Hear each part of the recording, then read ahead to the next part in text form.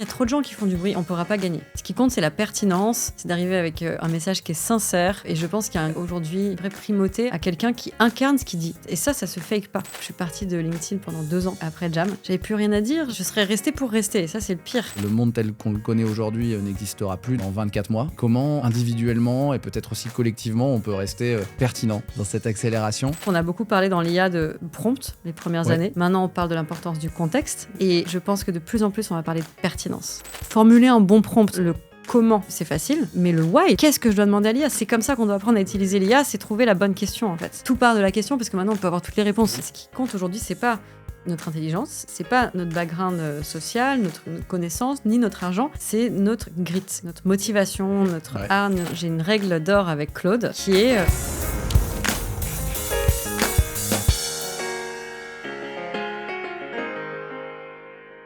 Bienvenue Marjolaine. Merci Mathieu.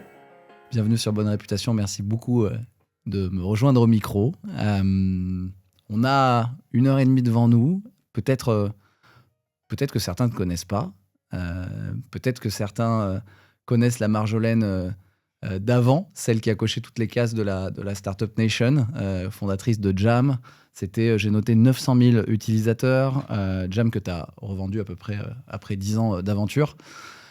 Peut-être que certains connaissent la Marjolaine de 2026, fondatrice du bootcamp IA, qui a formé, alors peut-être que les chiffres, pareil, sont plus 3 jours, mais 1200 personnes à... Ouais, on est un peu plus maintenant, 1004, mais oui, je communique sur 1002, parce que je vais pas changer mes trucs toutes les 4 matins, mais ouais. Bon, voilà, on a les bons chiffres à jour, 1400 personnes à intégrer l'IA dans leur quotidien.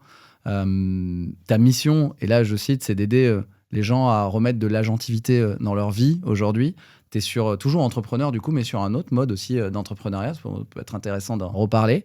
Tu es aussi conférencière, très sollicitée sur les sujets liés au changement de paradigme amené par l'accélération de l'IA et l'impact que ça peut avoir sur notre rapport au travail. On va un petit peu en parler aujourd'hui à travers la macro-question en fait, que je voudrais qu'on traite en fil rouge de l'épisode. Elle part d'un point de départ et d'un truc que moi je me prends en pleine poire, c'est qu'on vit un énorme changement de paradigme en ce moment. En tout cas, le monde bouge. Tout ça, c'est notamment accéléré par l'IA. Moi, mon taf a complètement changé, c'est-à-dire je bosse pas du tout comme il y a 2 ans. Et je pense que le monde tel qu'on le connaît aujourd'hui n'existera plus dans 24 mois. Et donc, la question que j'ai là-dessus, c'est comment individuellement et peut-être aussi collectivement, on peut rester pertinent dans cette accélération. Et je voudrais, si tu es d'accord, qu'on explore la question à travers l'angle de notre rapport au travail. Et puis, comme ce podcast s'appelle aussi Bonne Réputation, à travers un cas concret de comment on peut travailler sa réputation à l'ère de l'IA, qui je trouve est une question intéressante parce que la réputation reste quelque chose... pour moi, un levier de souveraineté, quelque chose, un actif intangible qui permet de garder un peu de temps, qui est sur le temps long, qui peut pas se faire un coup de hack.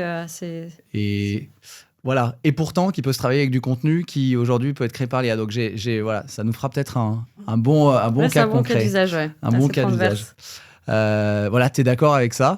Écoute, c'est ton podcast. Moi, je fais ce que tu me dis. Je suis content. Je vais pouvoir te poser toutes les questions. Petite question d'intro. Ce podcast s'appelle Bonne Réputation. Et la réputation, on dit que c'est ce que disent les gens de toi quand t'es pas dans la pièce. Et donc, pour te présenter, ça sert aussi à ça. Est-ce qu'il y a 3 mots auxquels tu penses que tu aimerais qu'on dise de toi quand t'es Est-ce que je dois savoir ce que les gens disent de moi quand je sais pas si que tu aimerais. Ouais, mais du coup, c'est marrant comme question. J'aimerais qu'on dise que j'ai de l'audace. Tu vois, je fais des choix audacieux, que tu vois, il y a ce côté, elle s'excuse pas, elle fait ses trucs, c'est créatif, tu vois, je pense l'audace, j'aime bien. J'aimerais qu'on dise que je suis, tu vois, j'ai une douceur, une bienveillance, que je fais pas les choses de manière agressive et que, tu vois, le mot qui me vient, c'est assez organique. Alors, c'est pas forcément le trait de caractère de quelqu'un, mais tu vois, quelque chose de naturel, en fait. Et du coup d'accessible. Je pense que ça, j'aime bien. J'utilise plein de mots, du coup. Mais, et le troisième, que j'ai l'air de... l'agentivité, tu vois, c'est le mot que j'aime bien, mais pour le définir un peu, c'est cette capacité à se créer sa propre vie, faire ses choix en conscience. Tu vois, une genre de liberté, quoi.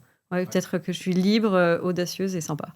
C'est plutôt bien. C'est plutôt bien. Ça donne Je sais pas si ça c'est... donne le ton. Ouais, mais c'est bien. mais en tout cas, oui, on me l'a déjà dit. Donc, mais après, Ok. j'étais dans la pièce. Donc c'est plus... Écoute, te connaissant un petit peu, ça colle quand même au personnage que je connaissais de l'extérieur jusque-là. Merci, ça permet de poser un petit peu le décor et puis de donner un peu l'énergie avec laquelle tu traites des sujets qui sont parfois traités de manière très violente, avec beaucoup de faux mots quand on parle d'IA, etc. Et donc, ouais, j'aime bien l'énergie avec laquelle on les aborde aujourd'hui. Je vais justement démarrer avec... tout de suite avec un point qui m'a interpellé de quelqu'un, en fait, une citation de quelqu'un qui s'appelle Laurent Alexandre, qui lui, Tout pour de le suite, coup, hein. Ok. qui lui, pour le coup, traite le sujet avec parfois, Très différent. voilà, pas la même vibe que toi. Et il est passé ici dans ses studios, dans le podcast Génération Do It Yourself, et il disait que l'IA, alors lui, il est fan des grandes punchlines, l'IA va magnifier les gens les plus intelligents et amplifier la bêtise des moins intelligents. Lui, son credo, c'est un peu de dire ça augmente les inégalités d'intelligence. Et je voulais juste savoir ce que tu penses de ça, toi. Ah ouais, direct, on rentre dans Ben le... ouais. C'est une bonne punchline. Ça dit une chose importante qui est que l'IA, c'est un amplificateur. Donc après, tu multiplies quelque chose, tu multiplies du rien, ça donne rien, tu multiplies du très bien, ça peut donner très bien. Oui, mais j'ai envie de dire que c'est un peu simpliste. Et effectivement, l'idée, c'est de cliver et d'amener ça, et ça peut faire peur, parce que tu te dis, du coup, moi, je suis quoi et je vais amplifier quoi. Pour moi, c'est un amplificateur, mais il y a un côté qualitatif, mais aussi quantitatif. Et donc, si tu amplifies plus de boulot, parce que je sais qu'il dit aussi il faut bosser plus, si on bosse pas assez, on va se faire déclasser. Et d'ailleurs, on peut finir au revenu universel, qui on a l'impression que lui, c'est la pire plèbe possible. Et que, j'ai fait un podcast avec lui, mais il y a 10 ans, sur l'IA. On avait été interviewés ensemble, et il parlait déjà de revenu universel, et on n'a pas du tout les mêmes postures là-dessus, donc on pourra en parler si c'est pertinent. Mais je trouve que, voilà, il a ce côté... attention, ça va augmenter les inégalités. Si vous êtes flemmard, parce que bête, intelligent, je ne sais pas si tu as lu son bouquin sur la guerre des intelligents, je crois, mais qui date un petit peu, mais qui a 10 ans, qui dit c'est justement. c'est la grande inégalité dont on ne parle pas, c'est que c'est plus héréditaire que ce qu'on croit. Enfin, je trouve qu'il y a plein de choses qui ne vont pas, je trouve, dans ce qu'il dit, même si je suis d'accord avec l'idée que ça amplifie, mais pour moi, ça amplifie pas... Enfin, l'intelligence, d'ailleurs, c'est un terme qui est très difficile à définir. Pas que au regard de l'intelligence artificielle, mais de manière générale. Et tu as utilisé un mot dans ton introduction, qui est le mot pertinence, qui est un de mes mots préférés. Moi, depuis longtemps, je parle aussi d'entreprise pertinente, pas juste performante. Et je trouve qu'à l'ère de l'IA, ça a encore plus de sens. Et en fait, de pouvoir se dire, même si je suis performant, mais que j'augmente... Enfin, ça peut augmenter ma performance, mais si finalement, c'est pas pertinent, oui, tu vas faire plus de contenu, tu vas faire plus de présentation, plus de chiffres, plus de production, mais tu vas être un hamster rapide. Voilà, super. T'as une médaille, t'es un hamster performant. Je crois que le monde, il va, j'espère, pas prendre cette tournure, et qu'en fait, on va plutôt chercher à cultiver la pertinence, notre singularité à nous, notre position pure, tu vois. Et je pense que c'est un peu simpliste de dire... ça va amplifier la bêtise, ça va amplifier l'intelligence. L'intelligence peut être une commodité, si tu vois, la connaissance en tout cas. C'est une bonne punchline, mais elle fait peur, parce qu'on se demande du coup ce qu'on va amplifier. Moi, j'aime bien parler de pertinence. Ça me fait réfléchir, ça me fait dire... j'ai l'impression qu'on a beaucoup parlé dans l'IA de prompt les premières années. Maintenant, on parle de l'importance du contexte, et on pourra en parler. Moi, j'en parle beaucoup dans mon bootcamp, dans mes contenus. Et je pense que de plus en plus, on va parler de pertinence, et être pertinent face à l'IA. Et tu vois, ce matin, je donnais un coaching dans le cadre du bootcamp, que tu connais, et quelqu'un me disait OK, j'ai trouvé des prompts bien sur Internet, et puis tu m'as appris à en faire, etc. J'ai donné mon contexte. Là, je suis en train de lancer une activité, et je te jure, c'était ce matin à 10h, on m'a dit... mais c'est quoi la question que je lui pose?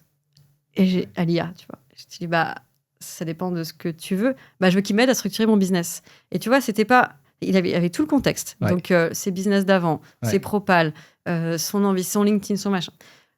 Formuler un bon prompt, donc c'est-à-dire le comment, c'est facile.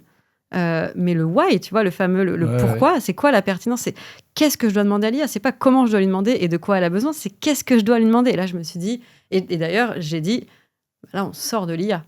Et en fait, c'était peut-être un peu flemmard de ma part de lui répondre ça parce que, enfin, on sort de l'IA stricte, mais c'est comme ça qu'on doit apprendre à utiliser l'IA, c'est trouver la bonne question, en fait. Et j'aime bien dire que dans notre siècle, une des compétences principales, c'est de savoir poser les bonnes questions et même se poser les bonnes questions. Et donc, c'est IA et pas que IA, mais c'est tout part de la question parce que maintenant, on peut avoir toutes les réponses. Oui, c'est vrai. Mais quelle question tu poses ? On a toutes les réponses, mais... Ça fait un bon pont avec une autre question que je voulais te poser, mais là, pas en citant Laurent Alexandre, mais en te citant toi. Toi, dans de nombreuses prises de parole, tu parles d'un point de bascule civilisationnel, du fait que l'IA amène des questions parfois inconfortables qui font qu'on a des choix à faire, peut-être structurants pour les 100 prochaines années. Et ce que je trouve intéressant, c'est que tu développes en fait une thèse contraire à beaucoup qui racontent qu'il y a un déclin cognitif qui est déjà en marche. Et toi, tu dis plutôt, on est à la fin d'un cycle civilisationnel, ou en tout cas d'un cycle industriel qui nous conditionnait comme un dogme avec ce production, répétition, exécution, et qu'on peut passer de cet ancien jeu à un nouveau jeu qui est plutôt esprit critique, alignement, curiosité. Et je me demandais, en fait, est-ce que tu peux expliquer justement l'ancien monde et comment tu vois un peu le nouveau monde. T'en parlais un peu avec la singularité. C'est vrai que moi, cette dichotomie entre deux paradigmes, encore une fois, moi, ça fait, je sais pas, 10 ans, tu vois, que j'en parle dans des confs, dans des prises de parole où on parlait pas d'IA, en fait. Je parlais plus du travail. Et j'espérais qu'il y ait un point de bascule. Et j'étais là, allez les entreprises, tu vois, j'allais dans les COMEX avec mon bâton de pèlerin. Allez, s'il vous plaît, faites passer vos collaborateurs et votre culture d'entreprise de production, exécution, répétition à curiosité, esprit critique, alignement. Moi, je disais, j'ai trouvé ça grâce à l'entrepreneuriat. Parce que si je me contente de production, exécution, en fait, j'innove pas. Donc, je suis obligée de faire preuve d'esprit critique et de curiosité et de me remettre tout le temps en question. Tu vois, c'est cette dynamique qui est exigeante, mais qui est fascinante finalement. Sinon, moi, je trouve que l'autre, c'est un peu la mort de l'âme. Et on m'écoutait, mais tu vois, c'était elle est mignonne, elle nous raconte ses trucs. Et puis maintenant, à l'ère de l'IA, ça parle plus aux gens parce que l'IA, elle est très bonne pour produire, exécuter, répéter. Automatiser, de toute façon tout le monde n'a que ce mot à la bouche, automatisation. On est invité à faire preuve de plutôt l'autre paradigme. Mais tu vois, je me dis, c'est vrai que moi je suis optimiste. Tu vois. Enfin, je suis optimiste parce que j'œuvre et tu vois, je bosse pour, et en tout cas pour moi, pour les gens qui veulent bien m'écouter, tu vois, j'ai envie de montrer autre chose et je pense que c'est en regardant autre chose qu'on se dirige vers ça. Parce qu'on crée, en étant optimiste, on crée en fait une réalité plus intéressante. Mais j'ai quand même les pieds sur terre et j'ai aussi des inquiétudes sur, attention, si on colle de l'IA sur production, exécution, répétition, on va y arriver et ça va continuer. Je pense pas que l'IA à elle seule, peut-être que j'y ai cru à un moment, et aujourd'hui, je pense pas que l'IA à elle seule puisse faire dévier la trajectoire. Pour tout le monde. Ok, c'est à nous de c'est à nous, voilà. Et je pense que ce serait encore plus dangereux si, et c'est ce qu'on disait, ce fameux hamster qui court encore plus vite, c'est juste que tu as un hamster sous stéroïdes qui a une roue encore mieux, qui, quand il fait un tour, ça en fait 10. Juste, tu décuples ta production. Mais tu vois, moi, je fais très attention dans le bootcamp, par exemple, sur la partie, je sais pas, créativité, contenu, je dis pas produire 10 fois plus. Je dis produire mieux, créer mieux. J'évite le mot produire, mais créer des contenus à ton image, encore plus profond. Mais jamais, tu vois, je vais mettre un 10x à 10 fois plus de contenu, 10 fois plus de... Et je pense que, il y a plusieurs futurs possibles, mais on est quand même de plus en plus sensible, tu vois, à l'AI slop, S-L-O-P, donc l'espèce de boue créée par l'IA. Il y a encore, je sais pas, 6 mois, 1 an, tu voyais un contenu, même, je sais pas, quelqu'un t'envoyait un PDF de 10 pages, tu te dis, waouh, il a bossé, c'est ouf. Et puis après, petit à petit, on dit, attends, mais c'est quoi ça? Et maintenant, tu reçois un truc, tu fais, ok, la personne a eu la flemme, m'a envoyé un PDF de 10 pages qui est extrêmement bien structuré, qui a l'air bien, mais il y a ce petit truc. Et donc, Et ça veut pas dire qu'avec l'IA, on fait que du slop. C'est pas du tout ce que je suis en train de dire, mais ça te demande du coup de rester dans l'esprit critique, etc. Et d'être pertinent avec son IA, de lui poser les bonnes questions. Mais oui, en tout cas, pour revenir à ta question, j'espère qu'on se dirigera en tant que société vers ce nouveau paradigme, donc d'être plus... de devoir faire preuve de curiosité, de toujours se remettre en question. Comme tu dis, notre façon de bosser, elle évolue en temps réel, donc en fait, on est un peu obligé. L'IA, pour moi, est un cadeau un peu difficile parce qu'on est habitué, tu vois, le paradigme à l'école, les études, le travail, c'est une tâche, tu fais ça. Ok, bon, bah, c'est rassurant, tu vois, que d'inventer son travail tous les matins, ce que je pense que tu fais, que je fais, c'est exigeant, mais c'est génial. Mais l'IA n'y arrivera pas toute seule. Si on continue dans le paradigme, on peut arriver à s'en passer pour une certaine partie de la population. Ça c'est clair ce que je dis. Si, c'est très clair et ça m'amène quand même à une question. Je sais que tu as fait HEC.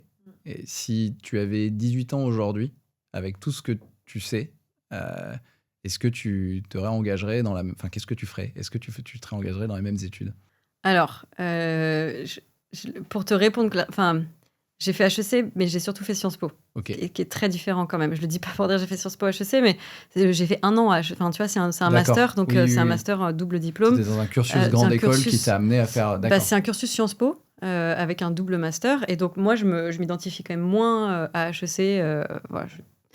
Sciences Po, pour le coup, je trouve que c'est une super école aujourd'hui.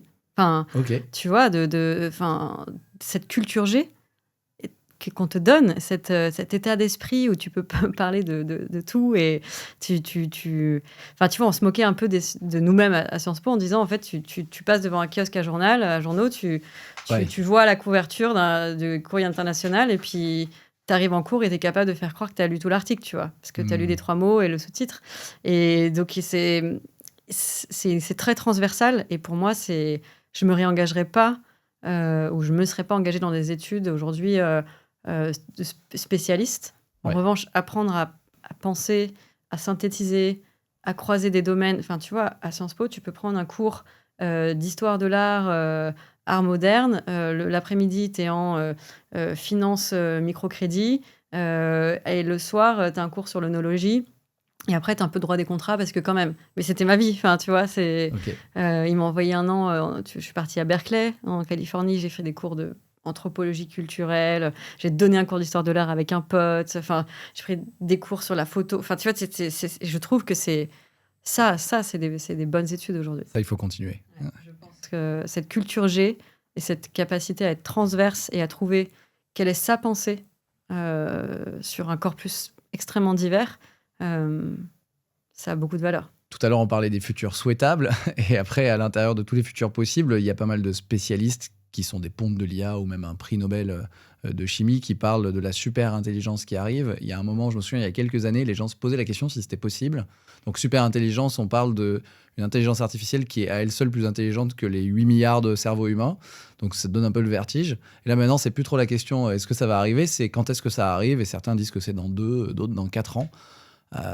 Comment on se prépare? Enfin, toi qui connais bien l'IA, les impacts, qui a plus réfléchi que la moyenne des gens à ça, comment on se prépare à ça? Est-ce qu'on fait l'autruche ou est-ce qu'on avance en confiance quand même?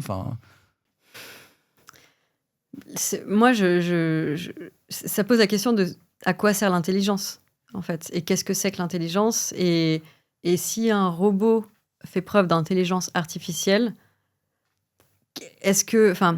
quelle va être sa place dans notre monde, en fait, et dans notre civilisation? Et ça pose des questions fascinantes, tu vois. C'est quelle est la place de l'humain? À quoi on passe nos journées? À quoi on reconnaît... qu'est-ce que veut dire contribuer à notre société? Parce qu'aujourd'hui, on n'est pas dans une société où on est, et juste parce que le fait qu'on soit né nous donne... on a quelques droits, mais on a aussi des devoirs. Ouais. Et on est vraiment très lié à cette notion de contribution. Et la contribution se fait avec un échange financier. Et donc, ça repose tu vois, ça pose tellement de questions. Je me dis, j'aime bien, moi, toujours imaginer à l'échelle d'une micro-communauté, tu vois, de 100 personnes ou 1000 personnes, pour me figurer. Si demain, tu avais un immeuble, une entreprise avec 1000 personnes qui produit 1000 de valeur, de X, tu vois, de dollars. Et donc les gens doivent venir tous les jours donner 8 heures, 10 heures par jour de travail. Et à un moment, on dit, il y a la super intelligence qui maintenant va pouvoir tout gérer, puisque du coup, c'est évidemment une intelligence avec ses agents qui va déployer, créer la même valeur, en fait, sans que les 1000 personnes aient besoin de venir. Elle crée les 1000. Mais ils appartiennent à qui? Et tu vois, et en fait, du coup, est-ce qu'on va les redistribuer aux 1000 ou est-ce qu'on leur dit, vous restez chez vous, donc du coup, c'est pas votre valeur. Mais il y a quand même une question, mais j'ai toujours l'impression d'être assez... c'est un peu bisounours, mais tu vois, j'ai l'impression qu'on loupe un truc qui est, mais pourquoi on est en scénario catastrophe alors qu'on pourrait dire, on ne boucle pas la boucle en disant, on a produit 1000, les gens, ils n'ont plus besoin d'aller passer 8 heures par jour, mais on leur rend quand même cette valeur. Et ça, économiquement, notre société n'est pas basée là-dessus. On ne peut pas faire ça. Enfin, on pourrait, mais c'est un changement total de paradigme vivant et humain, et donc c'est économique et sociétal et politique. Aujourd'hui, la politique, c'est on fait société, on produit de la valeur, le PIB, etc. Moi, j'en pense plein de choses, et je pense que je suis assez enthousiaste. La décroissance. Mais oui. Je suis très enthousiaste, sans mettre de côté les catastrophes économiques que ça peut créer, et puis surtout que, j'ai pas peur aujourd'hui pour moi, pour ce que je vais faire. Après, on verra, mais je me vois pas. Je sais pas. J'aime me sortir un peu de l'équation économique pure et de me dire, en fait, moi, je trouverais toujours des moyens de passer de m'épanouir, en fait, et de trouver à manger. Voilà. Bon, globalement, et d'avoir un toit, tu vois, et de lire des bouquins. Au pire, ce sera ça, ce sera très bien. C'est simpliste, mais et du coup, je me demande, comment qu'est-ce qui va se passer à partir du moment où, en fait, une nation ou une société ou un continent sera pas... on n'attendra pas des gens qui viennent, qui produisent de la valeur, parce qu'il y aura l'intelligence qui pourra le faire. Ça, c'est un scénario. Il y a aussi d'autres scénarios où on se dit, en fait, aujourd'hui, l'IA, oui, elle remplace certaines catégories de boulot, mais on n'y est quand même pas. Il y a des boîtes qui font marche arrière. Tu vois, il y a l'exemple de Klarna, par exemple, qui avait automatisé son service client. Ils avaient viré 700 personnes. Ils ont mis une IA à la place. Tout le monde s'est dit, c'est des génies, c'est incroyable. Dans l'industrie, ils ont eu beaucoup de félicitations, de congratulations. Et en fait, ils ont fait marche arrière. Et je crois que le CEO s'est excusé sur Bloomberg en disant, mais en fait, la qualité avait été réduite.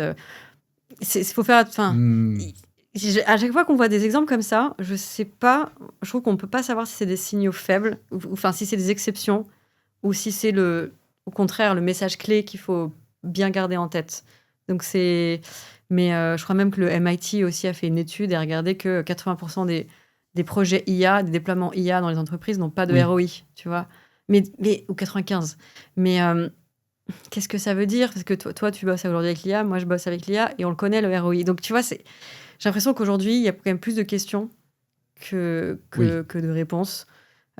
Super intelligence, il y en a qui s'amusent à parler de AGI, donc tu vois, l'intelligence artificielle qui aurait une conscience. Moi, c'est un scénario auquel je mets de la conscience dans le vivant, mais on peut créer une fausse conscience ou une illusion de conscience. Et même moi aujourd'hui, dans mes discussions avec Claude, tu vois, on est en lien. C'est chouette, quoi. Mais c'est une illusion de conscience. Voilà. Ça me fait penser en fait c'est toi qui disais assez justement un jour que ça pose la question aussi de qu'est-ce qui fait le sel de la vie en dehors du travail, et que du coup peut-être que ça amène à s'interroger aussi sur est-ce qu'on met pas trop d'importance identitaire dans notre travail, et ça fait un peu le point de bascule d'ailleurs avec la partie réputation qui est aussi la thématique du podcast. C'est vrai qu'on est parti sur de l'IA mais c'est important. Enfin, je trouve que c'est hyper intéressant d'avoir cet échange avec toi. Moi, j'ai eu accès à toi parce que j'ai fait le bootcamp, que je recommande, etc. Mais voilà, on a travaillé ensemble. Mais j'ai trouvé que tu amenais des réflexions qui étaient un peu différentes, en tout cas sur une perspective un peu différente de la norme ambiante, en fait, de ce qu'on lit sur les un peu catastrophistes, quand même, souvent. C'est plutôt des futurs chaotiques que des futurs souhaitables que je lis sur les réseaux. Et il y a toujours ce prisme négatif. Et donc, je pense que c'est important d'en parler. Ce qui permet de faire le lien vers... il y a une bonne passerelle. Qu'est-ce qui nous reste d'un point de vue identitaire? Est-ce que finalement, on ne mettait pas trop sur notre travail et finalement la valeur qu'on apportait à la société par notre travail? Et du coup, ça fait lien avec le travail de la réputation, que je lui disais tout à l'heure. Pour moi, c'est quand même... en fait, il y a un petit peu un paradoxe. Une fois, tu m'avais dit quelque chose qui m'avait un peu marqué, que tu disais, et qui était vrai, et que tu me disais sur LinkedIn, on est devenus en fait un peu des hommes préhistoriques en costard, mais avec les mêmes besoins, tu vois. Regarde-moi, aime-moi, like-moi. Et LinkedIn, c'est un moyen de travailler, de faire passer des messages, de travailler sa réputation. Et je me dis, je crois quand même qu'il y a un peu ce truc de... C'est quand même important d'essayer de le travailler comme on peut, parce que dans le monde qui arrive, avoir une réputation qui met du temps à se construire, etc., c'est un peu un bouclier anti... c'est une arme de résilience, ou en tout cas un levier de résilience, un bouclier qui peut être anti... je sais pas, peut-être pas anti-obsolescence en termes de compétences, mais anti-perte de confiance. Voilà. Et donc, je me demandais, en fait, dans ce nouveau monde qui arrive, toi, c'est quoi ton approche comment on doit... comment on peut ou comment on doit bosser sur sa réputation avec les nouvelles règles du jeu, tu vois, sans devenir un homme préhistorique en costume sur LinkedIn. Non, alors, attends, un peu de contexte. Quand je dis un homme préhistorique sur LinkedIn, ce que je voulais dire par là, c'est... on est des humains, on évolue depuis des centaines de millions d'années, et en fait, on a les mêmes besoins qu'à la source, Oui. mais qui aujourd'hui s'expriment dans LinkedIn, entre autres, mais sur plein d'autres... On veut les likes, voilà, la reconnaissance, l'amour. Mais c'est toujours le truc de, oui, à la préhistoire, en fait, si t'es pas utile à la tribu, ou si t'es pas aimé, si à un moment... tout le monde n'a pas assez à manger, peut-être que tu vas être squeezé. Ou si tu t'es blessé, peut-être moins t'attendre. Enfin, tu vois, des choses très, très primaires. Et donc, on a été conditionnés, nos cerveaux, ils ont été conditionnés pour essayer de jouer un peu des coudes et trouver une place, ce qui apporte du bon, parce que ça veut dire qu'on veut contribuer à la tribu, ou à la société, ou peu importe, à la communauté. Mais ça peut nous freiner aussi, parce que parfois, on a un comportement un peu moutonnier, ou un comportement qui sert à éviter la peur d'être rejeté, alors qu'en fait, on n'aurait pas envie de dire ça. Tu vois, on a ce poste, on n'avait pas besoin de le faire, on s'est pris la tête, parce qu'on a peur d'être rejeté, sauf que avant, le rejet, ça voulait pouvoir potentiellement dire la mort, la famine, être abandonné parce qu'on s'est cassé la jambe. Bon, aujourd'hui, alors oui, pour certains, c'est là où tu vas trouver tous tes clients et tout ça. Donc, mais c'est pas le même rejet, et puis c'est pas les mêmes conséquences, et c'est pas les mêmes enjeux. C'était ça, juste pour contextualiser. J'ai simplifié à fond. Non, mais c'est pas l'idée de se dire on est des hommes préhistoriques avec nos tenues et nos, tu vois, en train de faire du feu, mais c'est dire en fait c'est des instincts primaires qui nous poussent à faire ça. Et du coup, pour répondre à ta question, moi je pense que à l'ère de l'IA, c'est se battre sur la quantité, c'est pas intéressant. Okay. Déjà, c'est pas stimulant. Et vouloir se dire allez, je vais faire 4 posts par jour parce que je peux, parce qu'aujourd'hui tu peux en faire 4, tu peux en faire 400, alors là tu peux même en faire 4000, c'est complètement possible là où ça ne l'était pas il y a encore quelques années, quelques mois. Et puis tu peux en faire, si t'en fais 4, ils peuvent être bien, tu vois. Aujourd'hui, si t'es pertinent dans ta demande avec l'IA, je te parle pas de ChatGPT il y a 1 an à qui on disait écris-moi un post LinkedIn et ça faisait un truc tout le monde le grillait à 1000 km et c'était pas intéressant. Avec les émojis fusés. Avec les émojis fusés que voilà. Je sais pas s'il continue, mais... C'est clair. Et en fait, aujourd'hui, si tu maîtrises un peu ton environnement, ton système dont je parle souvent, déjà, tu es plutôt sur Claude aujourd'hui. Tu lui as créé tes fichiers de contexte. Il connaît ta voix, il connaît tes enjeux, il connaît tes posts d'avant. Il est capable d'aller sur ton LinkedIn via le navigateur. Enfin, voilà, on est quand même monté en gamme. Tu sais que c'est plutôt à toi de lui demander de te poser des questions. Enfin, tu l'interroges, il te pose des questions, tu trouves ton hook. Enfin, voilà, il y a quand même... Tu peux faire quelque chose de... Oui. La barre, c'est relevé, tu vois. Et donc, la quantité, c'est pas... tout le monde peut faire de la quantité décente aujourd'hui. Moi, ce que je trouve intéressant, c'est d'arriver quand... c'est IA, pas IA, mais c'est quand tu as un vrai truc à dire. Mais je pense que le premium à quelqu'un qui vient quand il a un truc à dire, plutôt que faire de la quantité, est d'autant plus important aujourd'hui où les gens en ont marre de l'AI slop. Et tu vois, je crois que ça me fait penser à Maud Alaves, avec qui tu bosses, que tu connais bien.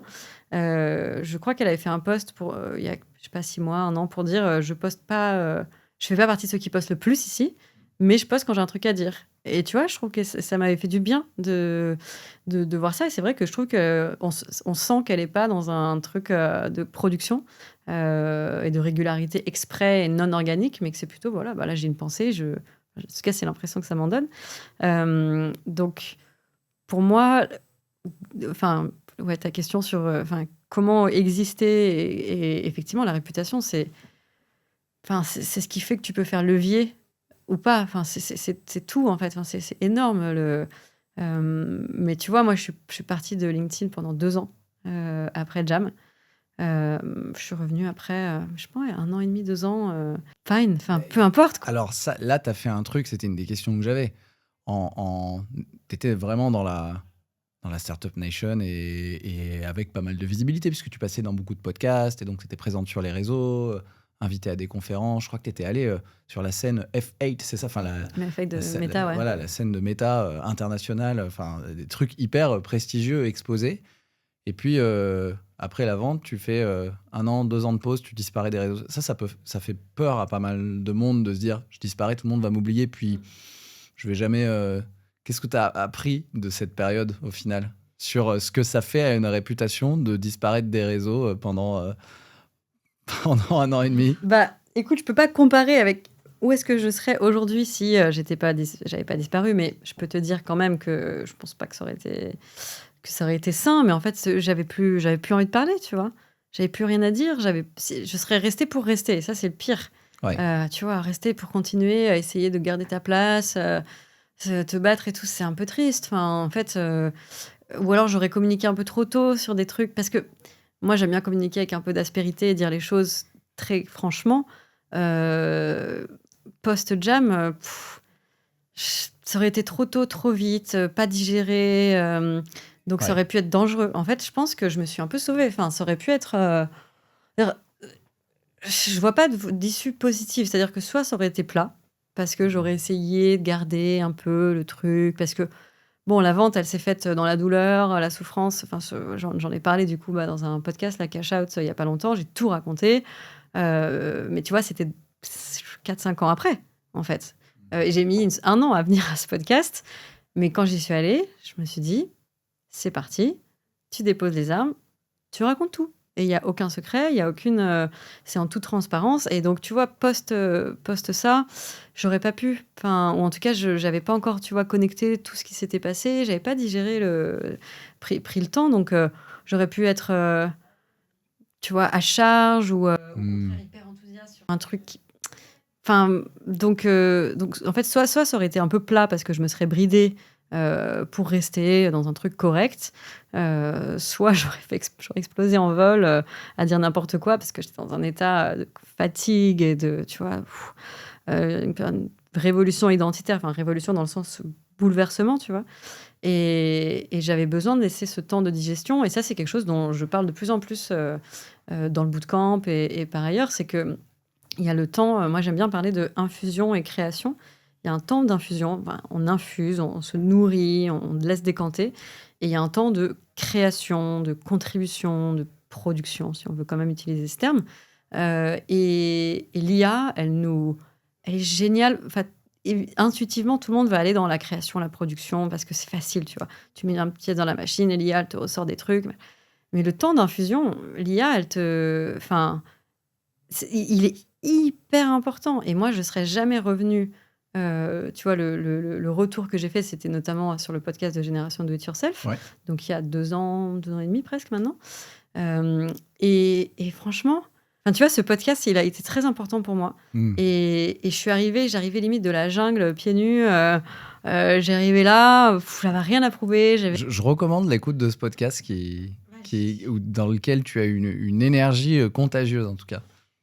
J'étais là, tu vois, j'avais rien à vendre, j'avais rien à prouver. J'étais bon, on m'a invité, go, tu vois. Et on a pris 2h40, je crois, à se raconter nos vies. Et je pense, je sais que ce podcast, mais ce podcast, c'est juste l'incarnation, la cristallisation à un endroit de ce que j'étais, mais il a mis 2 ans. à venir. Parce que j'ai eu besoin de 2 ans de laisser infuser, de voyager, de lire, de réfléchir, d'expérimenter le vide, le vertige, je sais pas quoi faire de mes journées.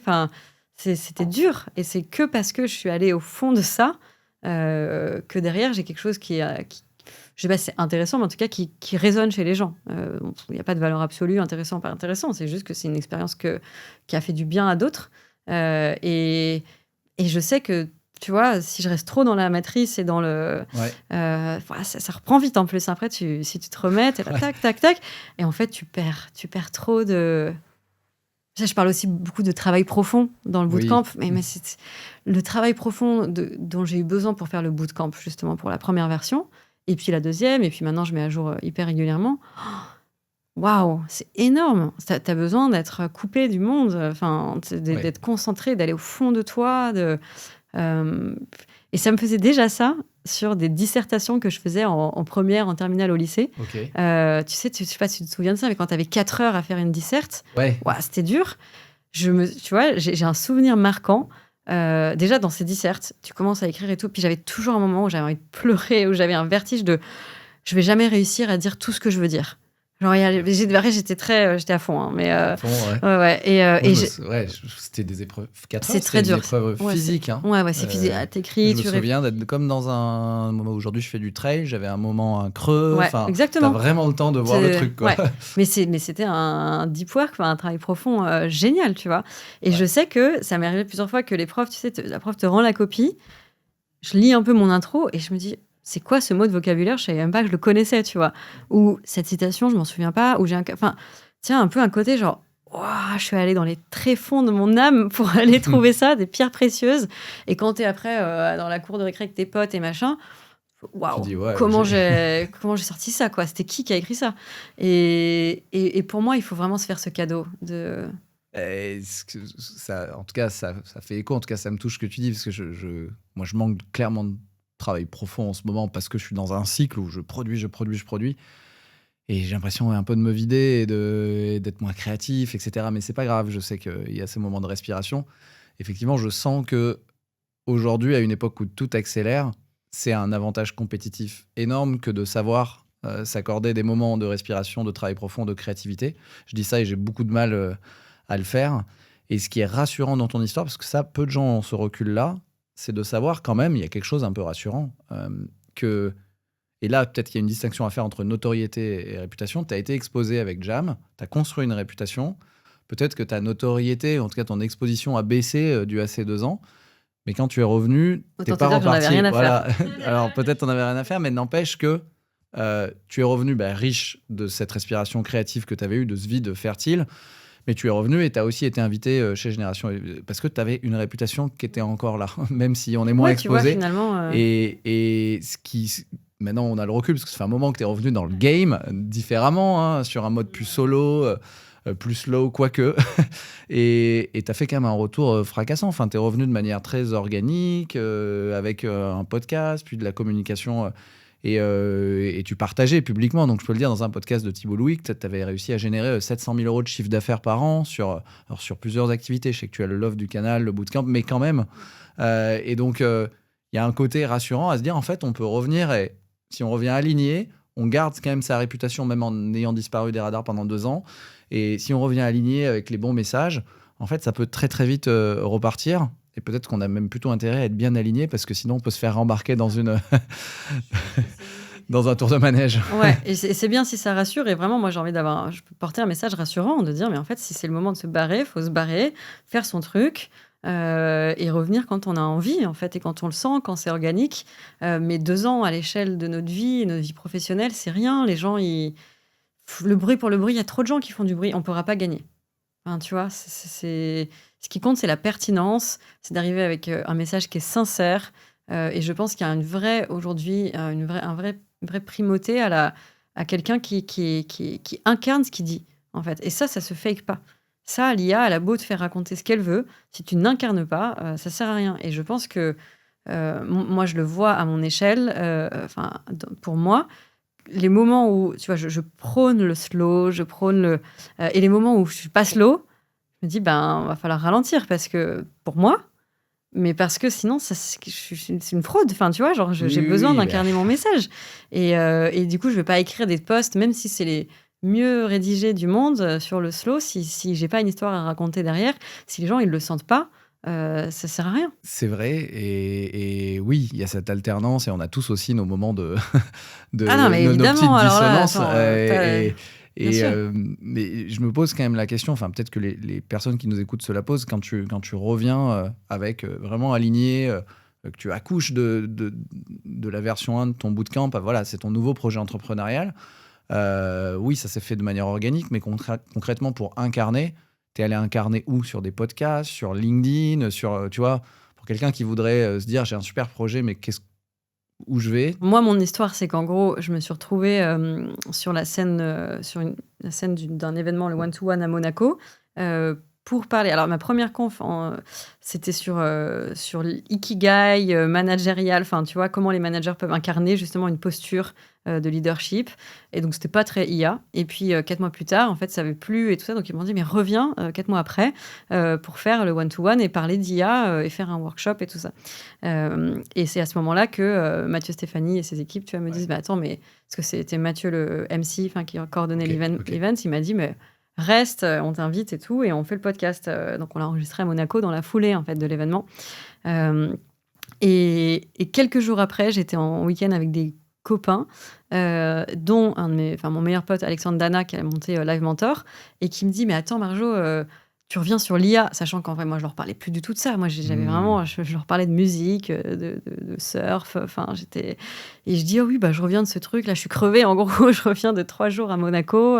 Et là, on part en rando. OK. Il dit, mais attends, Marjo, mais moi, avec Live Mentor, on fait le sommet de l'IA.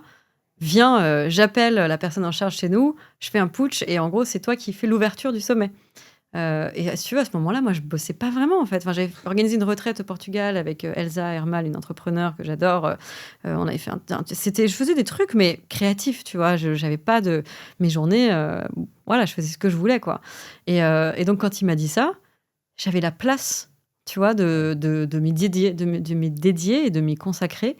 Et c'est fou, le deep work. Enfin, en fait, en gros, Alex me dit, bah attends, c'est dans 10 jours. Et là, je me dis, OK, 10 jours. À ce moment-là, avec Émilie, avec ma copine, on avait pris une maison dans les Landes, tu vois, une semaine. J'étais venue avec des platines. Je pensais que j'allais faire que de la musique pendant une semaine. Et en fait, comme Alex m'a dit, bah, fais l'ouverture du sommet IA, j'ai pas touché mes platines. Et j'ai préparé une conf, vraiment, pour raconter comment j'utilisais ChatGPT à l'époque, comment j'avais utilisé pour monter ma retraite, justement, avec Elsa, comment j'utilisais pour mes réflexions. Enfin, tu vois, Et à l'époque, c'était vraiment nouveau. Enfin, pour le coup, tu vois, même moi, j'allais chercher des cas d'usage pour illustrer. Je faisais beaucoup de veille pour montrer le champ des possibles. Et en fait, je me dis, tiens, c'est marrant. Je vais partager ça. Allez, c'est l'occasion de réaliser un vieux rêve. J'ai qu'à j'ai qu'à annoncer que je lance génial. Une formation. Tu l'avais pas du tout préparé. Tu l'as pas annoncé, du quoi. tout. Ouais. Et c'est là où j'ai dit à Émilie, j'ai une idée, je vais lancer un bootcamp, une formation sur l'IA. Je m'enferme là pendant 5 jours et je tourne tout. Et elle me dit, bah non, ça ne marche pas comme ça. Elle est l'entrepreneur, c'est la CEO Detective Box. Enfin, tu vois, on se coache bien. Et elle me dit, non, tu ne vas pas faire en 5 jours, ça ne va pas être assez bien, ça va te crever, enfin, c'est pas possible. En revanche, tu fais une belle landing page, tu annonces qu'il y a une cohorte qui se lance. Et si ça marche, premier module, semaine suivante. Ça te laisse 7 jours pour faire le module 1. Semaine d'après, 7 jours encore pour faire le module 2. Au fur et à mesure. OK. Et je dis, ah ouais, OK, t'as raison, c'est vrai, machin. Et en fait, du coup, bah, j'ai pas passé 5 jours à faire le contenu, parce que ce qui aurait été impossible ou médiocre. J'ai passé 5 jours à peu près à faire tu vois, la trame, la landing page, le système d'inscription. Enfin, et c'était bien, tu vois, d'avoir ce temps-là. Et donc, je me suis retrouvée chez Alex, dans sa maison en Savoie, avec Émilie et tout ça, et à faire la conférence avec lui, et à annoncer, bah, d'ailleurs... cliquer sur ce lien ou scanner ce QR code, et il y avait genre un vieux site, tu vois, une landing page pas terrible. Enfin, tu vois, même pour la petite anecdote, par exemple, c'est quand j'ai fait tu vois, sur la première version du site, il y a encore ces visuels parfois sur le bootcamp. À l'intérieur, tu sais, il y a un visuel où il y a 5-6 personnes en visio comme ça, alors qu'en fait, on est plus nombreux. C'est que mes meilleurs potes. Okay. Et en fait, j'ai envoyé un message sur WhatsApp à mes potes en disant, à 16h30 pile, connectez-vous sur ce lien, je vais faire, et souriez, quoi, je vais faire un Je fais screenshot. un screen. On est bien dans le bootcamp. Voilà, et en fait, j'étais là, oui, ça va être pour mon site et tout ça. Et en fait, c'est que mes potes. Et parce que le bootcamp n'existait pas, mais je trouvais que c'était sympa comme. Donc maintenant, bon, c'est des vrais screenshots, mais tu vois, j'ai lancé ça et je me suis dit, bon, bah, s'il y a 10 inscrits, c'est parti. Et puis finalement, je voulais 20 maximum, 15-20. Et il y a eu les 20 dans la semaine. Moi, c'était magique. Enfin, les premiers Stripe, les gens qui s'inscrivent. Et depuis, tu as toujours eu des promos pleines, quoi. Bah là, ils sont 75. Wow. Donc, c'est double promo et j'ai du soutien et tout. Enfin, j'ai des groupes de niveau. Enfin, ça a explosé, en fait. Mais ça fait 2 ans. Et ouais, au début, c'était 20, 30. Puis, tu vois, maintenant, je scinde, je rajoute d'autres trucs et tout ça. Mais en tout cas, je suis revenue... Ben, effectivement, je pense qu'avec Alex, c'est des amitiés, c'est de la réputation. Il m'a fait confiance. Mais tu vois, sur LinkedIn, je suis cata, hein, je poste jamais.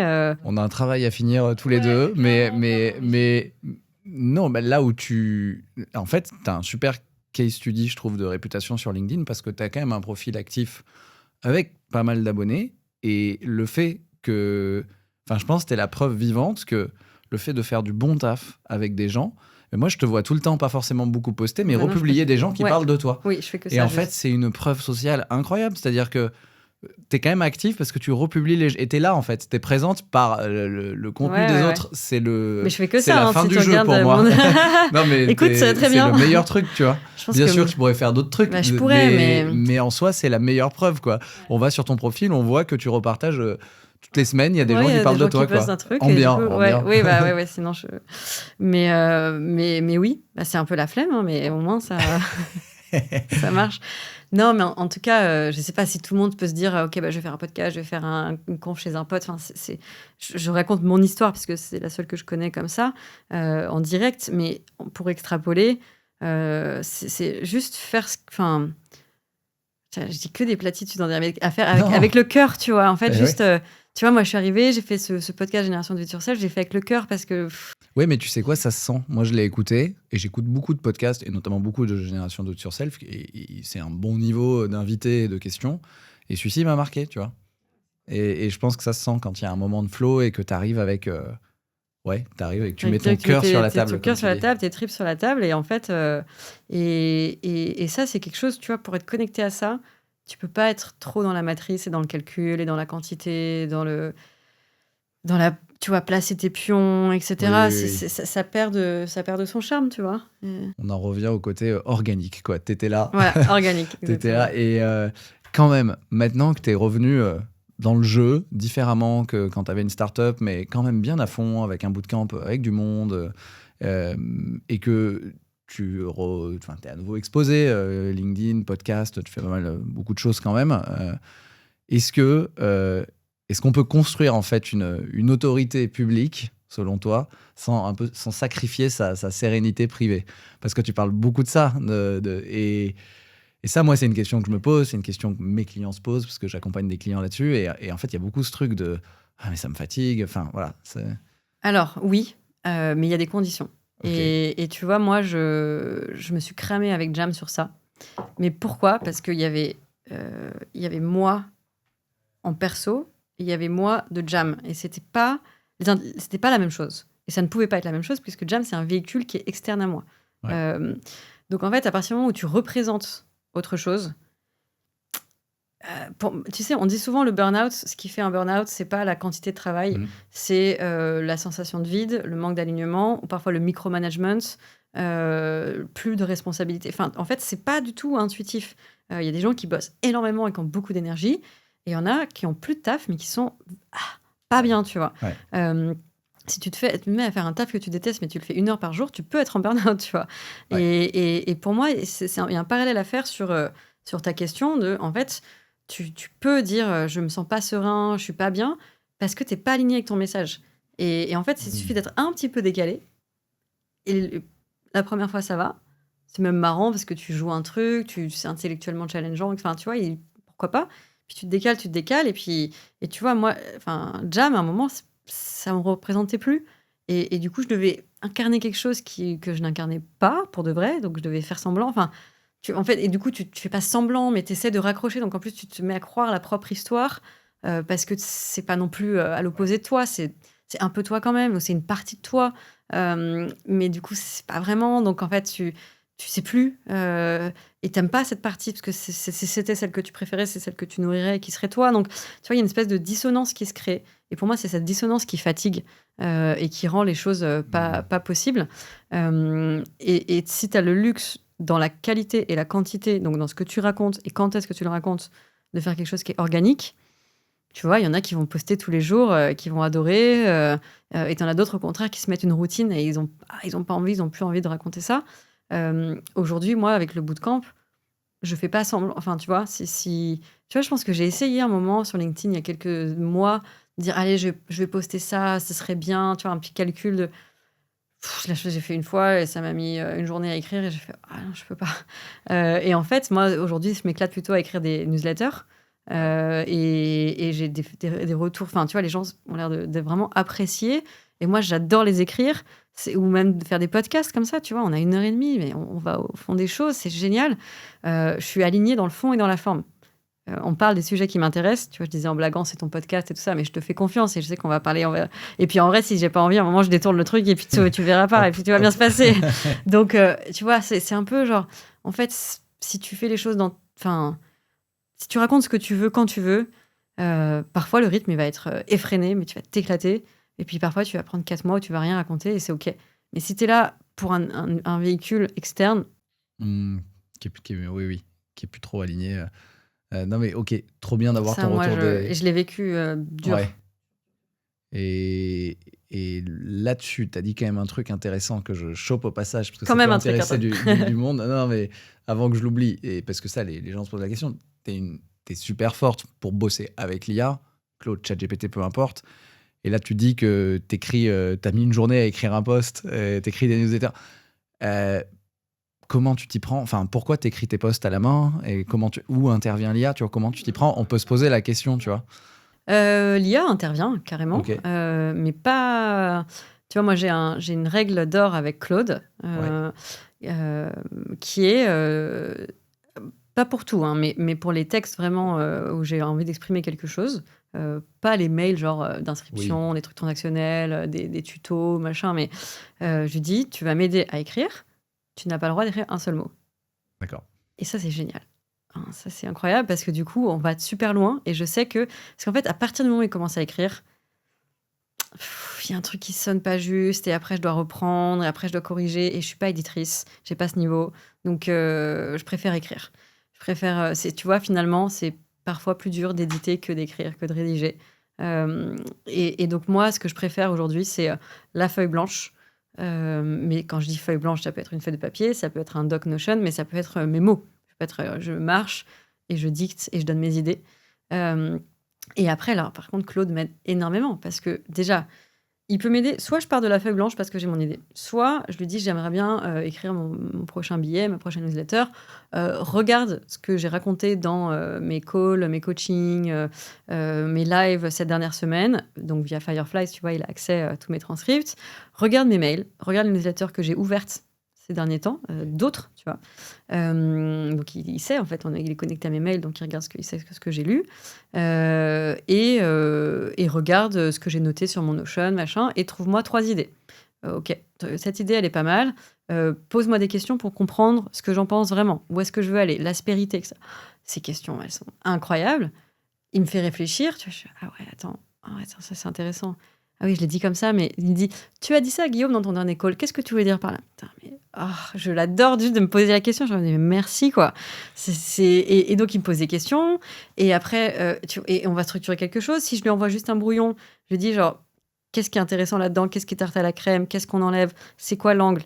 OK, c'est ça. Enfin, je vais te donner un exemple encore plus intime que LinkedIn, qui est vraiment, enfin, qui me tient à cœur et qui est assez... qui est plus intime. Je suis en train d'écrire en ce moment, donc 100% moi avec mes mots, mes vœux de mariage. Ah, génial. Donc c'est un texte fondateur pour moi, fondamental, qui il n'y a pas d'IA, quoi. Enfin, c'est moi, c'est mes mots, c'est mon pire cauchemar, c'est que se faire du AI slop, tu vois. C'est un manque de respect pour moi, pour ma relation, pour le mariage, pour tout le monde. Et en plus, j'ai pas... Enfin, bref, pas du tout l'idée. Donc, mais par contre, j'ai l'IA qui m'aide. Ok. Et à nous deux, waouh. C'est vrai. Ah ouais, là, ça va. mais comment je fais mon process, je le partage parce que c'est pas pour raconter mon mariage, mais non, mais parce c'est que je trouve qu'il est intéressant comme process parce que ça fait longtemps que je me suis pas éclatée comme ça. Vraiment, je te jure, je pense qu'il m'a fait pleurer, tu vois. C'est ouf. Le process. Aujourd'hui, j'ai commencé avec un cahier et je suis allée dans un café. Et j'ai noirci des pages et des pages et des pages.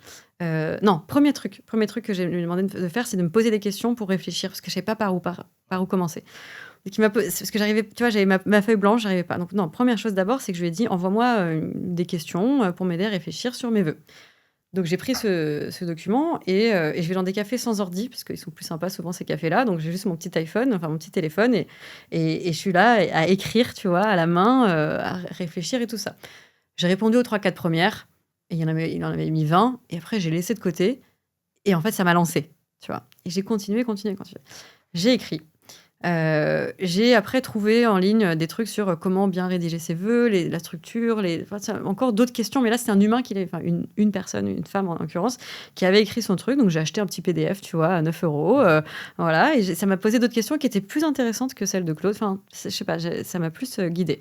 J'ai noirci, je pense, 30 pages. Sur un papier manuscrit. Sur un papier, j'ai fait 2-3 sessions d'écriture. Une fois que j'ai eu fini, j'ai ouvert Notion. Et là, j'ai fait comme si j'avais une réunion. Enfin, tu vois, j'ai ouvert le transcript de Notion et j'ai lu. Ah, t'as tout lu alors. J'ai tout lu. Okay. J'ai tout lu. Il avait bon à 98% et 95%. Il y avait des petites choses à recorriger, des points, des machins, des mots, des noms propres. Si tu veux, ça m'a pris 25 minutes de tout lui dicter. Donc là, je me suis dit, 25 minutes, il va falloir couper. Mais pour l'instant, c'était juste de l'écriture. Et en plus, ça m'a permis de ne pas me brider. Parce que je savais que je pouvais écrire, mais qu'on s'en fout complètement de la structure. Ça se trouve, là, j'ai une idée qui va aller trop bien avec celle de 10 pages précédentes, mais c'est super. Enfin, donc, j'ai pu vraiment, mais je me suis éclatée. Genre, ça m'a donné une liberté éditoriale, enfin, d'écriture qui était magique, que j'ai pas ressentie depuis longtemps, tu vois. J'ai juste écrit tout. Et donc, je lui dicte. Une fois que j'ai eu tout, j'ai donné à Claude. Et je lui ai dit, tu n'as le droit de... Je te montrerai un peu la conversation quand on quitte le truc. Avec j'ai un projet mariage dans mon Claude, tu vois. Et je dis, règle d'or, il n'y a aucun mot. Ouais. Même quand tu me proposes une reformulation, dis-moi de reformuler, tu ne me proposes pas. Ouais. Tu n'as pas le droit d'écrire quoi que ce soit. Et pourtant, Claude a ta voix et ton ADN. En plus, non, mais c'est ça. Malgré ça, tu veux pas qu'il écrive. Mais ça l'aide du coup à être un bon éditeur. Tu vois, parce qu'il sait comme je pense, comme j'écris, ce qui me plaît, les métaphores, etc. Donc... Et là, ce qui a été incroyable, c'est qu'il m'a fait... Donc, je lui ai donné le PDF, le fameux que j'ai acheté. Je lui ai dit, voilà, une bonne trame. Ne regarde pas les exemples, parce que je les aime pas trop. Mais regarde les questions et les do's and don'ts, tu vois, les trucs à faire sur lesquels il faut porter attention et tout ça.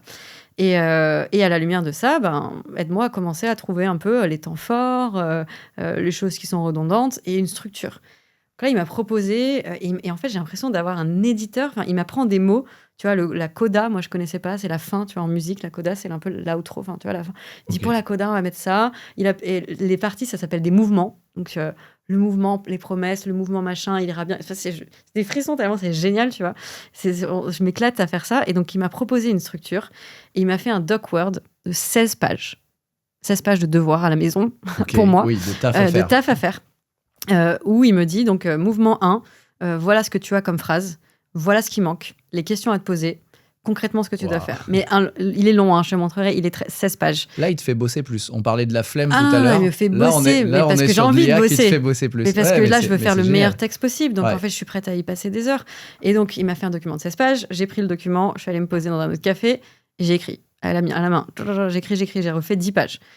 Je l'ai redicté à mon Notion, je l'ai renvoyé à Claude. Il m'a dit, OK, t'as fait un énorme bond, t'as beaucoup bossé. Bravo. Ouais, mais tu vois, d'habitude, il flatte pas, mais là, il m'a dit, là, c'est bien quand même. Du coup, on a de la matière.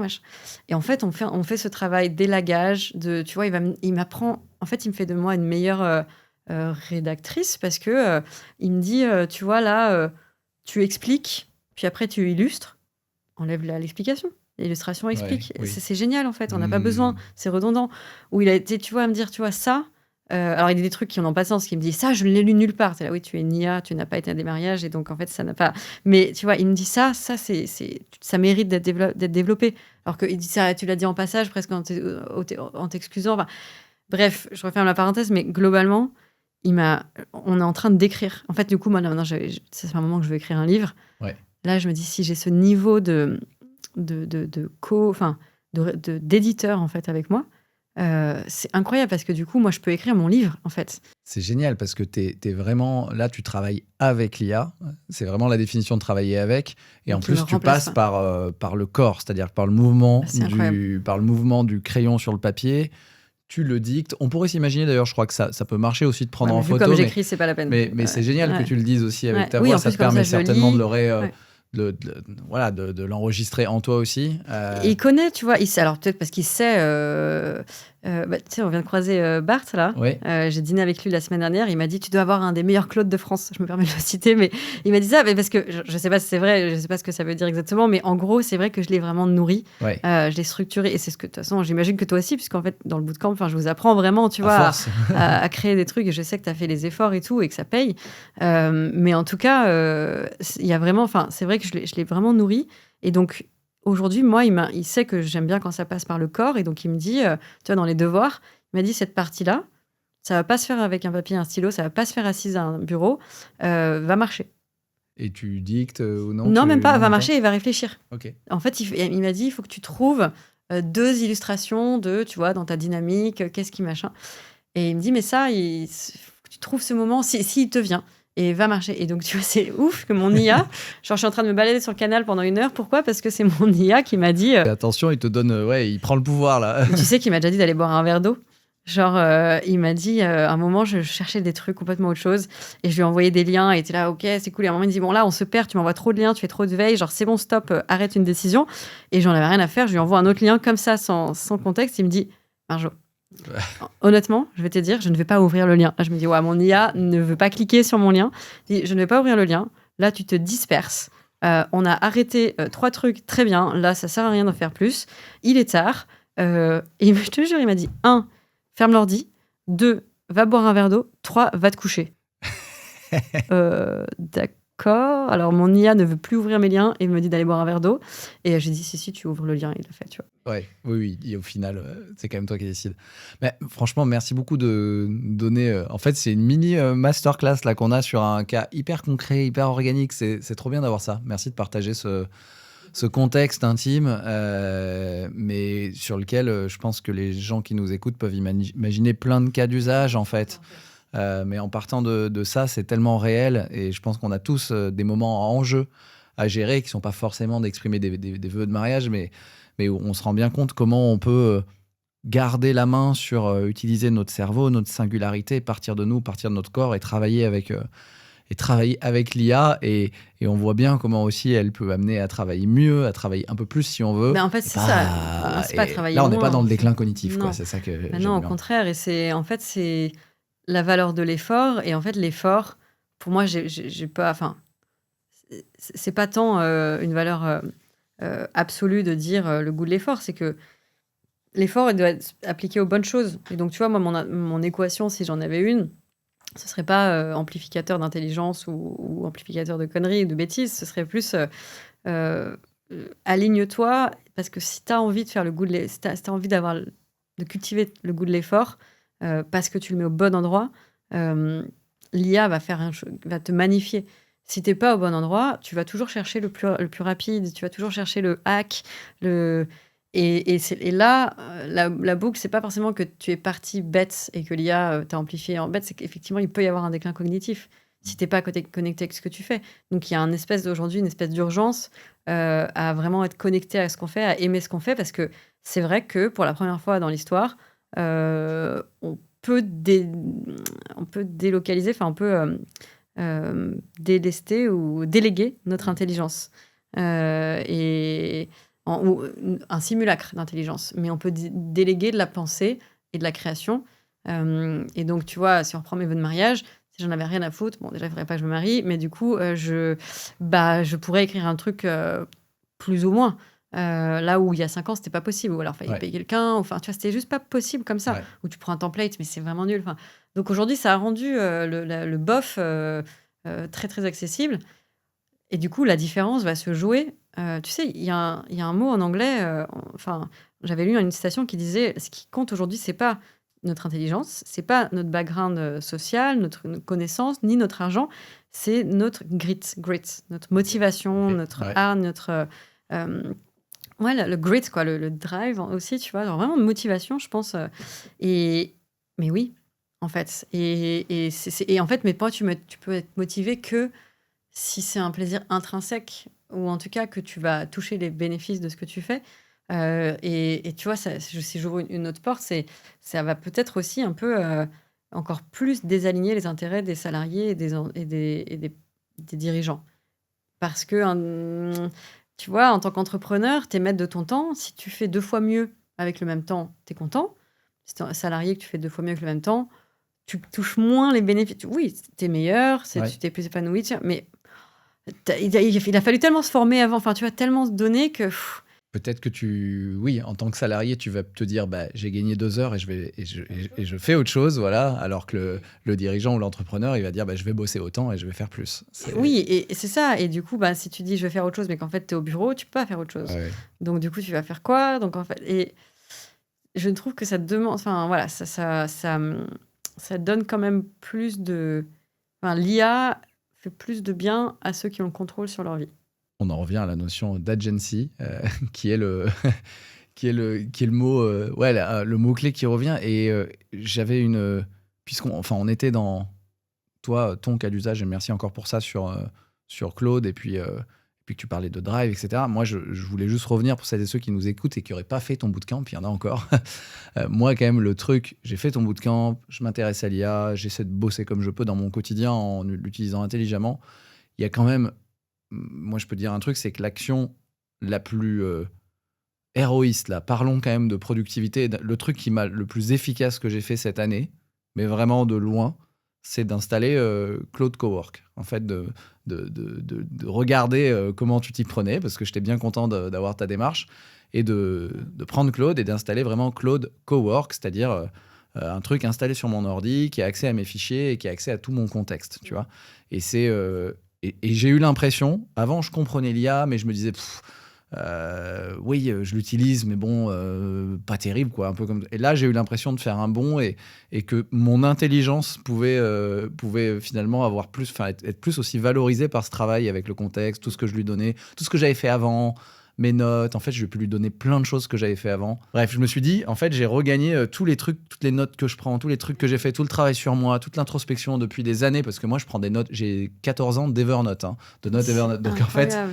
tout des travails, j'étais psychologue en fait, je prenais des notes tout le temps, tu vois. Et là, d'un coup, même si je l'avais en moi, ça me sert. Et ça sert de contexte, en tout cas. Et du coup, oui, pourquoi je dis ça? C'est pour quelqu'un aujourd'hui qui se sentirait un peu paumé et qui dit, waouh, j'ai un peu le vertige, je sais que l'IA c'est important, mais qu'est-ce que je dois faire? En fait, c'est quoi l'action la plus efficace, selon toi, à faire quand on se sent un peu paumé et qu'on veut juste s'y mettre, quoi? Bah, ce que tu viens de décrire, hein. Je pense que c'est déjà passer sur Claude et créer tous ces fichiers de contexte. Mais ça peut être très simple, comme juste ouvrir un doc et soit parler ou soit écrire, dire à l'IA sur quoi on bosse, nos enjeux, nos objectifs, ce qu'on aime bien, ce qu'on n'aime pas, enfin, juste se présenter en fait. Et souvent, quand les gens sont perdus, mais quoi? Je dis, mais c'est comme si tu onboardais un nouveau collaborateur, tu accueilles une nouvelle personne et c'était sa première journée, c'est ton bras droit. Et donc, qu'est-ce que tu vas lui raconter sur toi? Et n'hésite pas à dire les choses, et ça sert à rien. Il y a pas de bon point à la fin. Tu dis les vraies choses, et c'est ça qui va permettre à ton IA de te comprendre. Et là, c'est le jour et la nuit. Enfin, d'un coup, tu passes de j'ai une IA qui parle à tout le monde à j'ai une IA qui sait qui je suis et comment m'aider. Et il y a le contexte que tu vas créer, mais il y a aussi ce que tu viens de très bien de décrire, c'est tout le contexte existant. Et c'est ça qui est magique, c'est qu'en fait, d'un coup, tu vas brancher Evernote, Notion, Drive, ce que tu veux, lui donner accès dans Cowork à tes dossiers que tu choisis. Hein, tu peux décider ça, je donne pas, donc tu as la main. Et en fait, d'un coup, c'est une intelligence monstrueuse. Hein. Maintenant, en fait, et c'est pour ça qu'on parle beaucoup moins de prompt, parce que un bon prompt aujourd'hui, c'est tout simplement « Salut Claude », pas besoin d'écrire Salut Claude, mais c'est je vais lancer une nouvelle offre en B2B. Base-toi sur tous mes calls de la dernière année, ainsi que mes notes et les échanges par mail ou ma dernière propale. Pose-moi des questions. Enfin, tu vas m'aider à structurer le bon pricing, la bonne démarche, le bon plan de lancement. Lis tout ça, et une fois que c'est fait, pose-moi des questions pour clarifier avant de te lancer, et partage-moi ton plan. Ça, c'est ce que j'appelle le prompt universel. En fait, dès que tu as un truc à faire, c'est ça, c'est juste lis ça et je veux faire ça. Et tu n'as plus besoin d'écrire agis en tant que nanana. Les contraintes, c'est ça. C'est beaucoup plus simple parce qu'en fait, il a le contexte. Donc pour moi, pour répondre, l'action, c'est déjà de passer sur Claude et de télécharger l'appli parce que tu n'as pas Cowork sur le site, Oui. parce que tu ne peux pas le connecter à tes fichiers et c'est lui donner du contexte. Et pour ça, c'est vrai que tu vois, dans le bootcamp, moi, je fais vachement passer les gens sur Notion, par exemple, sur l'environnement plutôt Google que Outlook parce que les connecteurs sont meilleurs et de bien, par exemple, enregistrer leur call. Tu vois, ça, c'est une Ouais. mine d'or. Enfin, moi, aujourd'hui, ça fait 2 ans que j'enregistre tous mes calls et je m'en sers même. J'ai commencé une thérapie un peu particulière. On se voit en distance, donc c'est sur Ouais. Google Meet. Waouh! Il connaît tout. Il quoi. connaît tout. Et donc, en fait, du coup, j'ai Fireflies dans le call. D'une séance à l'autre, en fait, moi, je reviens vers la thérapeute en disant, bon, j'ai creusé ça. Et je lui ai dit, je lui explique, je lui dis, voilà, moi, je bosse avec Claude. Et on a fait ça. Et du coup, j'ai un peu un breakthrough. Enfin, il y a un truc qui m'est venu, c'est ça. Au début, ça m'a surprise. Vous en pensez quoi? Je dis oui. Je pense que c'est très pertinent, effectivement. C'est de l'intime. Je dis pas que tout le monde doit faire ça. Mais du coup, j'utilise pas Claude comme mon psy, ce qui peut être dangereux. J'utilise plus comme analyse.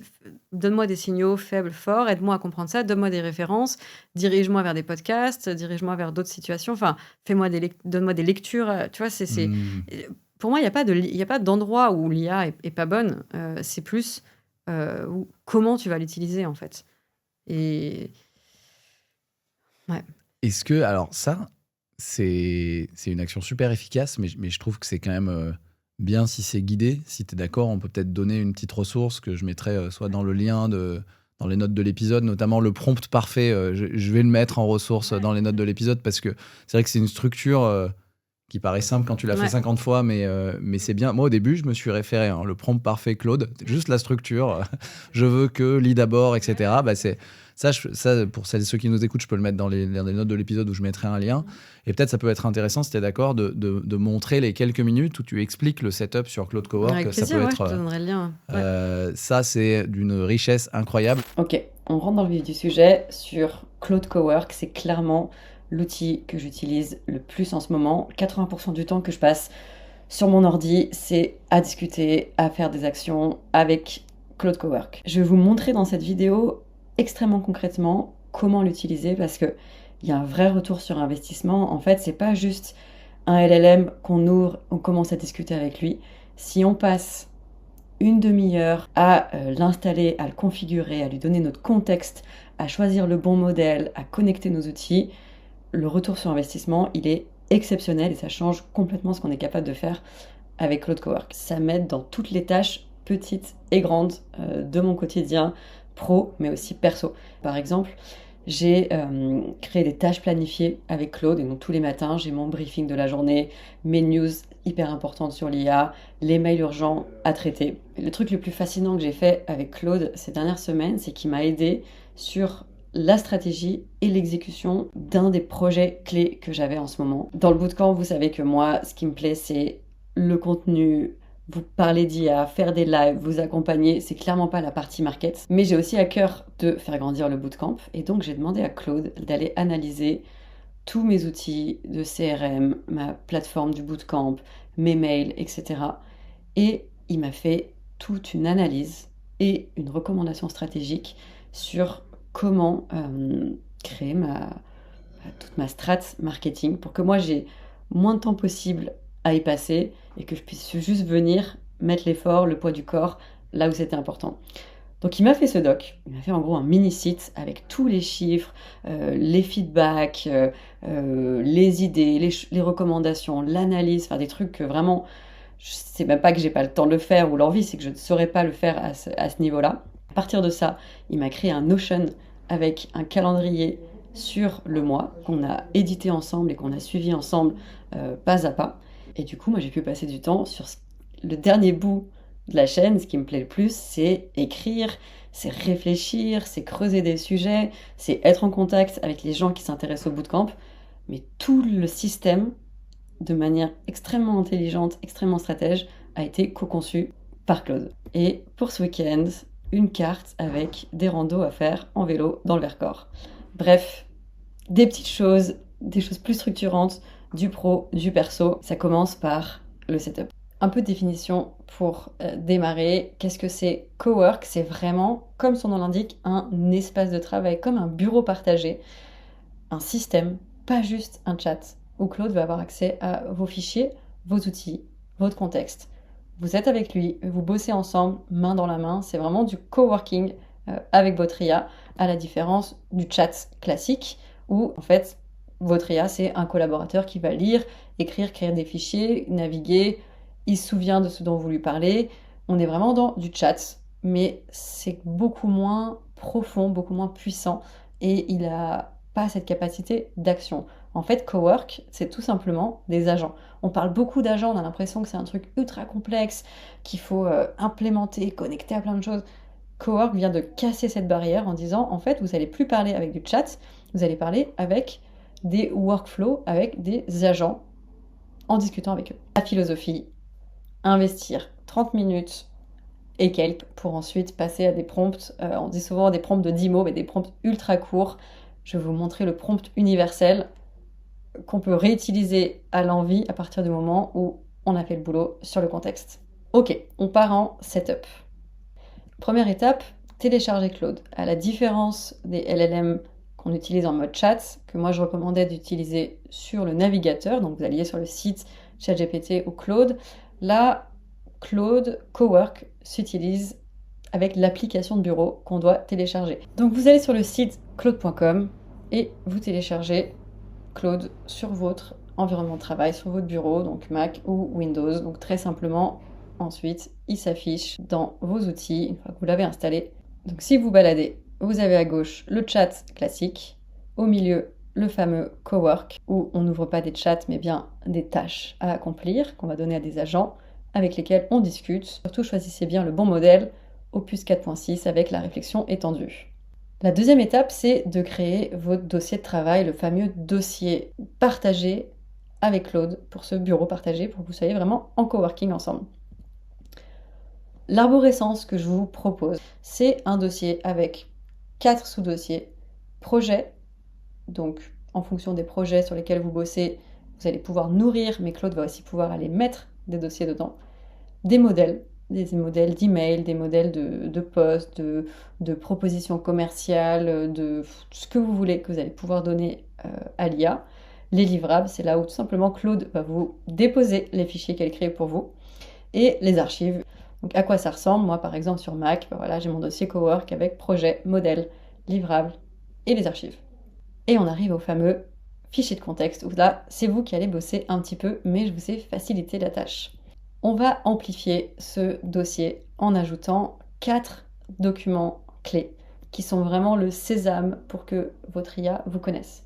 Un fichier qui je suis, un fichier avec votre voix, comment vous vous exprimez, comment vous écrivez, ce que vous faites, mon entreprise si vous êtes entrepreneur, votre activité, votre fiche de poste, peu importe, mais vraiment qu'il ait de l'info sur votre activité pro, et les règles de fonctionnement avec Claude. C'est votre... voilà, et comme dans un couple, comme dans une famille, comme dans n'importe quel organisme, ben, on établit des règles et on les suit. Elles sont ici. Vous voyez qu'il y a un petit point MD. MD, c'est Markdown. Et en fait, des fichiers en Markdown, c'est vraiment fait pour que les IA aillent très facilement les lire, tout simplement. Donc, vous allez faire des fichiers.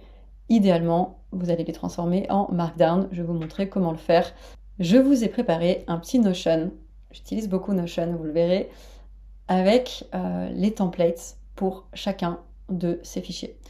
Ça prend 1 heure à 1h30 si vous voulez bien le faire. Mais à partir de ça, Claude vous connaît à 80%, ce qui est déjà énorme. On verra par la suite, et notamment dans le module 2, comment aller encore plus loin, mais ça demande un peu plus d'effort. Déjà, le 80-20, c'est génial d'avoir Claude qui a accès à ces 4 documents. Donc en cliquant, vous allez pouvoir trouver le template avec des exemples. Ce que ça donne une fois que c'est rempli, donc un fichier en Markdown où vous aurez noté ce qui est important pour vous et à laquelle chacun de vos agents Claude Cowork aura toujours accès. Petit tips, si vous vous dites « Ok, c'est cool, mais ça prend quand même du temps à remplir », vous pouvez utiliser ChatGPT ou une autre IA, Claude, Gemini, peu importe, une IA qui vous connaît bien, pour les pré-remplir. Je vous ai mis un petit prompt, vous pouvez l'éditer, mais un petit prompt. Toi qui connais mon contexte par cœur grâce à nos très nombreux échanges ces derniers mois, remplis ce document et là, vous collez le texte que je vous ai mis en version nue, sans indication, ou vous l'importez dans vos fichiers. Et ChatGPT, c'est parti, il a pré-rempli, il a mis des crochets quand il n'était pas sûr ou qu'il n'avait pas l'info, et j'ai plus qu'à lui demander de faire un fichier Markdown. Des IA qui m'aident à parler avec des IA, et j'ai plus qu'à le coller, copier-coller, ou lui demander carrément de me créer le fichier à télécharger. Autre tips, utilisez la voix. Si peut-être que vous pouvez le faire pré-remplir par une IA ou pas, ça dépend de votre motivation, mais dans tous les cas, soit vous écrivez, soit vous lancez la voix avec l'appli ou directement sur votre ordinateur et vous répondez aux questions en dictant plutôt qu'en écrivant. Je vous l'ai dit, je vous l'ai répété, le contexte est roi. J'ai même envie de dire le contexte est ROI. Prend peu de temps d'installation, mais vous avez un ROI, un retour sur investissement qui est monumental en prenant le temps de bien caler votre contexte. Si on a un peu la flemme, je vous ai proposé pour commencer au moins un setup express, moins de 20 minutes, un seul fichier, et là vous avez déjà dit l'essentiel, au moins 50% à peu près à Claude. Donc je vous ai mis dans votre document Notion le template que vous pouvez remplir vous-même, remplir avec les mots écrits ou avec la voix, faire pré-remplir par une IA qui vous connaît bien, et vous avez déjà donc un fichier à mettre dans votre dossier partagé avec Claude Cowork qui reprend l'essence de ce qu'on s'est dit. Pour créer un Markdown, moi j'utilise Notion. Je suis allée créer, j'ai collé en fait ce document, enfin ce texte dans Notion. Je remplis les petites choses qu'ils ne connaissaient pas, j'enlève ce qui n'est pas nécessaire. Là on est vraiment dans du express et en cliquant sur les 3 petits points, je vais demander à Notion d'exporter, non pas en PDF, mais en Markdown. Setup Express, il me crée un petit zip, et je prends ce document, je vais aller le mettre dans mon dossier partagé, que j'ai donc nommé Cowork. Et là, vous pouvez tester. Vous lui dites, lis ce fichier et dis-moi ce que tu as compris de moi, et vous regardez si ça a l'air plutôt cohérent, ou s'il y a des choses à ajouter. Et même de lui-même, il va pouvoir vous dire s'il y a peut-être des choses qui ne sont pas les bonnes. Ok, profil, mission, ce que je fais concrètement, mes projets, mon audience, ma voix. Bon, voilà, il a l'essentiel. Et enfin, plus facile, configurer les Global Instructions, les instructions globales qui seront à la racine de votre travail avec Cowork. En allant en bas à gauche, dans mes paramètres, Cowork, instructions globales. Voilà ce que moi je lui ai déjà donné et je vous ai mis un template pour créer les vôtres. Vous le trouvez dans votre Notion, setup complet, un template que vous pouvez donc modifier, retravailler, travailler avec une de vos IA et aller coller dans les Global Instructions. Maintenant qu'on a fait tout ça, on peut passer au fameux prompt universel que j'aime bien appeler aussi le prompt parfait, qui est un prompt court et qui fonctionne dans toutes circonstances. Bien sûr, et ça va être l'objet de ce premier module, je vais vous montrer plein de techniques de prompt, plein de façons de le voir, plein de façons de sculpter son prompt, de l'affiner. Mais celui-ci, c'est une bonne entrée en matière qui met vraiment l'accent sur le contexte pour donner ensuite une marche à suivre très simple à l'IA qui est un très bon point d'entrée pour toutes les tâches que vous avez envie de faire. Donc un mauvais prompt, c'est objectif pas clair, flou, pas de contraintes, pas ou peu de contexte. Et c'est un prompt dans lequel je délègue ma pensée. Vas-y, rédige-moi ce mail, vas-y, fais-moi ce post LinkedIn, vas-y, analyse ce dossier, crée une propale. Mauvais prompt. Un bon prompt, c'est un objectif clair, une ou plusieurs contraintes, un contexte très riche et qui démarre un dialogue plutôt que de déléguer, de balancer un truc et d'espérer recevoir quelque chose de bien. Non, on démarre un dialogue, on discute jusqu'à arriver à un résultat excellent dont vous êtes fier et que vous avez co-construit. Donc mon prompt parfait que je vous ai mis dans les ressources, je veux faire cette tâche afin que, tel critère de réussite, d'abord lis ces fichiers, sachant que si vous avez bien connecté votre dossier, vous n'avez plus besoin de lui dire, vous n'avez pas besoin de nommer les fichiers. Ne commence pas à exécuter pose-moi d'abord des questions de clarification, on va affiner l'approche ensemble, ne te mets au travail que lorsqu'on est aligné. Donc c'est vraiment plutôt donner une mission à votre IA plutôt que de juste lui poser une question. Exemple, je prends le prompt, je copie, je colle et c'est parti. Je veux enregistrer une vidéo d'intro à mon bootcamp IA afin de transmettre mes intentions et poser des bases claires et excitantes. Lis ces fichiers. Donc là, vous voyez en bas à gauche du champ, j'ai Cowork. Donc il est déjà branché. J'ai sélectionné le dossier de travail qui est Cowork. Donc tu lis les fichiers du dossier en entier avant de répondre. Je vais ajouter un autre fichier qui est propre à cette tâche. Je vais dire de lire tout votre Notion, le Notion qui accompagne le bootcamp. Je prends le lien et c'est parti. Donc je vois qu'il lit bien tous les fichiers et il va petit à petit s'assigner des tâches en haut à droite dans progression que je vais pouvoir suivre. Donc super, comme je lui ai demandé, il me pose des questions. Il ne fait pas juste voilà ta vidéo d'intro, voici ton texte. Non, on va faire un vrai travail ensemble. On ne cherche pas à faire de la magie noire en espérant que je croise les doigts et ça passe.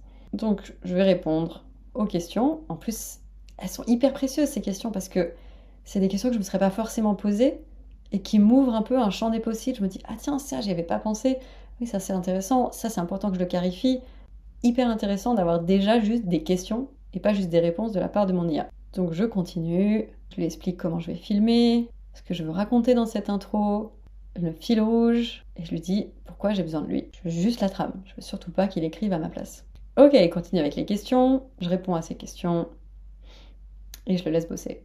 Il me propose directement dans le chat en me disant que si je veux, il peut me faire un fichier, sachant que tout ça, il peut le construire que parce que en amont j'ai bossé, en amont j'ai écrit des choses, j'ai fait de la veille, des recherches, j'ai pris des notes et en fait il m'aide à sublimer et à concentrer tout ça, mais en aucun cas il fait le travail à ma place de me dire ce que je dois dire dans cette intro. C'est vraiment un travail ensemble à partir de mon contexte. Ok, il me pose encore des questions, des choses à trancher. Je lui demande quand même son avis sur certaines choses. C'est vraiment cool d'avoir ce sparring partner brillant à qui je peux demander l'avis. Ça y est, il m'a créé un fichier en Markdown avec mon plan de tournage. Si je clique, c'est parti, j'ai mon fichier bien propre, bien organisé, avec tout le plan. Mise en application, à vous de jouer. Setup, installez votre Claude Cowork, téléchargez Claude, créez un dossier, créez vos fichiers en fonction du temps et de la motivation que vous avez et vous pourrez toujours y revenir plus tard. Configurez les instructions globales et testez un prompt universel sur une vraie tâche que vous avez sur votre to-do list, sur vos listes de tâches et voyez la différence avec juste un chat classique. Bien sûr, ça ne remplace pas ton bootcamp et toute sa richesse, mais juste ce setup peut être intéressant, notamment pour créer cette fameuse carte ADN qui sert pour donner du contexte à Claude, mais qui sert aussi pour, si on veut bosser sa réputation et notamment des prises de parole, en fait, avoir une IA qui connaît notre ton, ça peut énormément aider. Je mettrai ça dans les notes de l'épisode. Tu vois, moi, je m'en suis servi pour un truc tout à l'heure. Hier, dans un live du bootcamp, un médecin, parlait de l'ergon. Je ne sais pas si tu connais, c'est ce qui fait ta substance, enfin, le truc qui est à la que l'IA pourra jamais t'enlever ou autre chose, ton irréductible en fait, le truc qui fait vraiment toi et qui est de l'humain quoi. Il nous expliquait ça, il nous parlait de le Ergon Report, donc c'est des newsletters tous les dimanches, des rapports hyper fournis, tout ça, donc je regardais ça. Et j'ai envoyé le site à Claude et je lui ai dit, selon toi, c'est quoi ton ergon ? Ouais. Donc je vous invite à poser la question. Et donc en plus il avait le site, donc il a pu bien vraiment comprendre ce que je voulais dire par ça, et c'était pas et c'était cool, tu vois, de regarder. Il m'a dit toi c'est clairement pas, c'est pas formé à l'IA, c'est pas formé aux outils, c'est comment il a dit, déclencher et incarner une transformation dans notre rapport au travail à l'ère de l'IA. Et en fait, il disait, alors à l'ère de l'IA, parce qu'aujourd'hui c'est l'ère de l'IA, mais qu'en fait demain ça pourrait partir dans 2 ans, et toi tu parles d'autre chose. Et d'ailleurs, c'est ce que j'ai fait dans le passé, dans ce que voulaient les jeunes, machin. Mais c'est vraiment. Il me disait, et après il a décanté, tu vois, il m'a dit les 2 mots, déclencher, je sais plus dans quel ordre c'était, incarner ou déclencher, mais c'était en gros, ton bootcamp, c'est pas une recette, c'est un espace. où les gens ils viennent et ils vont se trouver eux, ils vont trouver eux leur rapport au travail, leur rapport à leur autonomie, à leur temps, à leur créativité, productivité. Mais moi, j'arrive pas avec un tutoriel appliqué comme ça. Enfin bref, il m'a dit, mais c'est important que tu l'incarnes. Et tu vois, ça, je pense que ça nourrit aussi nos réflexions aujourd'hui. C'est incarner, ben oui, en fait, si j'arrête de l'incarner, je deviens une formatrice quelconque qui monte des tutos, mais qui a rien de... Et du coup, c'était hyper cool. Mais, et ça, l'ergon, du coup, ça interroge sur un peu ton pourquoi, ce que tu amènes au monde. Et c'est différent. Je sais que tu as un terme qui t'est cher, qui est l'ikigai, qui est l'intersection entre ce qu'on aime faire, ce qu'on sait faire, ce qui est utile aux autres et ce qui nous permet de gagner notre vie, je crois. C'est ça, C'est ce ça, qu'on très peut bien, être très payé. Et ça rejoignait ton ikigai, justement? Ça rejoint avec cette notion d'unicité. Tu vois, vraiment, c'est ton truc, c'est peut-être un peu plus détaillé, tu vois, que l'ikigai. C'est ce qui fait que tu seras pas remplacé, quoi. C'est intéressant parce que pareil, pour faire le lien aussi avec le podcast et le fait de travailler sa réputation, bah, la base du truc, c'est quand même un peu l'introspection et de trouver sa singularité. Et l'ikigai peut être un super outil. Tu avais proposé effectivement une série de questions, pareil, un process pour un peu identifier son ikigai. Et ça nécessite de se connaître. Alors, soit on démarre de zéro, soit on lui donne du contexte. Et ok, ça, je pense que pour moi, ergon, ikigai, c'est d'ailleurs une étape obligatoire et enfin, pour arriver à trouver une singularité et communiquer un message qui nous ressemble, incarné. Et c'est vrai que là-dessus encore, bah, l'IA peut énormément aider à le faire, là où avant, c'était compliqué. Hein. Moi, j'avais fait 2018, je crois, la première fois que j'ai creusé les questions sur mon pourquoi, et j'avais tout pris en note, c'était à travers Switch Collective. Je connais très bien. Une sorte de bootcamp voilà, en physique, que j'ai eu la chance de faire en physique à Paris. Et il y avait toutes ces questions sur le pourquoi. Et on l'attaquait par plein d'exercices, notamment l'ikigai. Et ça prenait du temps, quoi. C'est chaud. Et aujourd'hui, c'est quand même plus rapide à faire avec IA. C'est plus rapide, ça n'empêche pas de prendre aussi le temps de le faire. Et surtout, moi, je pense que l'IA, elle permet de se donner confiance dans le fait qu'on va pouvoir le réaliser, en fait. C'est ça qui est... Et tu vois, je sais pas, je prends un petit pas de côté, mais ça me fait quand même penser que, tu vois, la réputation et donc, par exemple, poster sur LinkedIn, exister, etc., le volume, en tout cas, j'ai l'impression que c'est un peu l'ancien monde, dans le sens où avant, tu ne pouvais pas monter une petite boîte qui... Enfin, aujourd'hui, tu peux faire à ton échelle, tu vois, et tu peux faire petit et très rentable. Tu peux grossir et recruter et tu seras moins rentable, mais tu peux aussi l'être. Enfin, en fait, il y a l'équation et s'adapte vraiment à tes moments de vie, à tes envies, à comment tu aimes bien bosser. Mais tu vois, on est sorti d'une ère où tu veux monter une entreprise, il va falloir des machines, du terrain, 100 personnes. Si tu n'es pas dans 100 magasins, 10 références. Tu vois. Enfin, j'ai l'impression que le volume, c'est un peu c'est un peu un truc d'un autre temps. Et même, tu vois, moi, quand j'étais avec Jam, tu vois, dans la start-up, dans les Silicon Valley, etc., la culture start-up, on te posait la question, vous êtes combien d'employés ? Plus vous étiez nombreux, plus c'est sexy, plus c'est stylé, plus on t'écoute. Aujourd'hui, c'est l'inverse. C'est vrai. C'est une caricature à peine. Enfin, tu vois, en fait, aujourd'hui, ce qui compte, c'est... Enfin, bien sûr, si t'as 2 personnes et que tu fais rien, ça n'a aucun intérêt. Mais en tout cas, si tu fais un truc impressionnant et que tu dis on est 3, c'est beaucoup plus impressionnant. Mais moi, tu vois, à l'époque de Jam, on n'est jamais monté à des centaines de personnes ou même plusieurs grosses dizaines, tu vois. Et quand je disais, quand je voyais bien les gens, ils étaient impressionnés par nos chiffres, genre 900 000 personnes, machin, on vous voit partout. Mais après, ils se disaient, vous êtes combien ? 20 ? Ah ouais. Ok. Et moi, j'ai envie de dire, mais je comprends pas. C'est génial, du coup. Oui. Et tu sentais que les gens sont déçus parce qu'il y avait vraiment ce prisme de si t'es pas nombreux, c'est qu'en fait, tu fais pas assez de CA ou tu fais pas. Ou c'est pas assez important. Et aujourd'hui, on sort de ça. Et en fait, tout ça pour dire que oui, ça sert à rien de faire du volume si en fait tu as besoin de 3 clients avec une offre très chère ou si alors on touche peut-être alors là-dessus j'ai une question, on touche peut-être à un paradoxe, tu vois, parce que toi c'est vrai que tu prônes aussi le fait l'IA c'est pas la fin du travail mais c'est aussi la fin de la besogne, quoi. Commençons à bosser intelligemment, nous recentrer sur ce sur quoi on est créatif, arrêtons de courir, arrêtons la course au volume, c'est l'ancien monde. Mais il y a peut-être un paradoxe un peu humain et je crois qu'il porte un nom, j'ai pas retrouvé son nom, je crois que ça a été étudié, c'est que plus le progrès tech avance, en fait, plus on travaille. À chaque fois qu'on gagne du temps, bah, on le réinvestit. Et ma question, c'est que moi, l'IA, c'est juste un progrès tech de plus qui accélère encore. Et j'ai l'impression que ce qui se passe d'un point de vue humain, bah, c'est que comme tout le monde bosse, comme il y a quand même une dynamique de compétition quoi, dans le monde, et ben on taffe de plus en plus. Et nous, nos petits cerveaux, ils n'ont pas beaucoup évolué. Et donc, on se prend une charge cognitive de plus en plus forte. Comment on sort de ça, tu vois? On peut vraiment sortir de ça? Ma question, c'est est-ce qu'on va sortir de ça? Comment on travaillera en 2050, quoi? On sera complètement azimuté ou perfusé. J'avais lu un bouquin il y a, je sais pas, déjà une dizaine d'années qui s'appelait Spending Time. Passer le temps, dépenser son temps.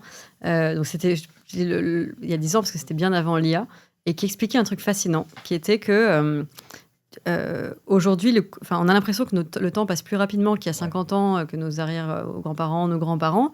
Une heure ne passe pas plus vite, mais en relatif, beaucoup plus, parce que parce que ce que tu peux faire en une heure, c'est décuplé. Une de mes petites sœurs, elle dit souvent, genre, tu sais, il y a une époque où ils allaient au lavoir, ils faisaient une lessive dans la journée, c'était déjà énorme. Wow. Donc moi, parfois, si je me suis cuisiné un plat et j'ai fait ma lessive, je me dis, il y a 50 ans, c'était une journée ultra remplie, c'est bon, c'est cool, je chill, tu vois. Et elle me fait trop rire, elle dit souvent ça, elle dit ça parfois, tu vois. Elle dit, attends, faut se calmer. Et évidemment, ce qui compte, c'est ce que font tes pères, c'est pas ce que faisaient les gens il y a 50 ou 100 ans.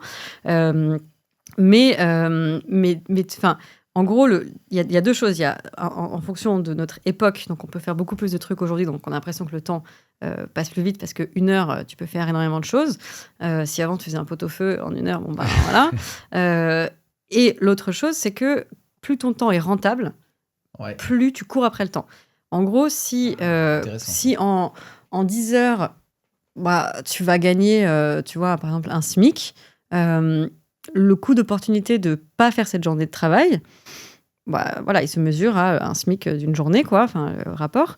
Donc, potentiellement, on va faire autre chose, ou si t'en as pas, enfin, tu vois, si tu es millionnaire ou milliardaire et que, en fait, dans cette journée, tu peux faire un call qui déclenche un partenariat avec une grande maison de je sais pas quoi, qui va déclencher un livre, un contrat, le fait de pas bosser pendant même ce petit call de 3 minutes, c'est énorme.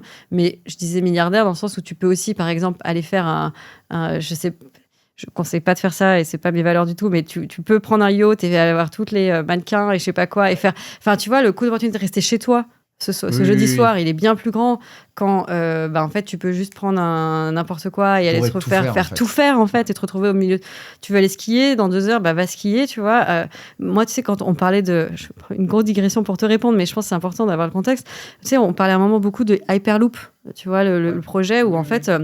en une demi-heure, tu passes de Paris à Marseille ou à Pékin ou je sais pas quoi. Enfin, tu vois, un truc complètement fou. C'est les trains qui passent sous la mer. Sous la mer et qui réduisent complètement le temps. Je crois qu'une demi-heure, c'était San Francisco, LA, un truc comme ça. Mais déjà que moi, si je me réveille à Paris et que je sais que je peux faire plein de choses dans Paris, autour de Paris, déjà, le champ des possibles est énorme. Si je me dis, en fait, en 10 minutes, je suis à Marseille, non. Please, non, parce que... Trop de choix. Trop. Et donc, t'es jamais au bon endroit. Enfin, on peut pas gérer ça, en fait. Et donc... Oui, puis ça crée des nouvelles attentes chez les gens. Pourquoi tu viens pas nous voir? Pourquoi tu viens pas nous voir? T'es à 10 minutes, tu peux commencer ta journée là et aller là. Moi, j'adore les moments où je suis bridée, tu vois, où genre, je sais pas, t'es dans l'avion, ou t'es dans le train, il n'y a pas de Wi-Fi, il n'y a pas Internet assez, donc tu vas lire, en fait. Et 3 heures, tu vas lire et tu vas pas travailler ou faire je sais pas quoi. Enfin, tu vois, des moments où, en fait, on fait exprès de se cloisonner, je pense que c'est important. Et l'IA, en fait, elle décloisonne tout ça d'un coup. Ou alors, en tout cas, elle donne l'illusion. Elle donne l'illusion de la capacité à faire tout en même temps. En plus, maintenant, tu bosses avec 3 tâches différentes, t'en lances une. Ouais. Moi, ça m'est déjà arrivé, j'ai 2 ordi, donc parfois, j'ai cowork sur un, sur l'autre, machin. Mais en fait, c'est pour ça que ça demande vraiment d'être hyper centré, hyper ancré, de savoir pourquoi on fait les choses. Et ça, il n'y a pas de recette miracle. Enfin, c'est vraiment des fameuses soft skills. Enfin, c'est aller dans le Vercors, faire une petite rando. Bah ouais, non mais clairement. Et moi, c'est je sais que tu y vas. J'habite pas loin, j'habite à Valence. Donc bah oui, non mais tu vois, En fait, il y a un moment, tu es obligé de te bloquer des temps. Nous, avec mes potes, on se bloque vraiment des temps sans IA, sans écran, on est souvent en mode avion quand on se voit.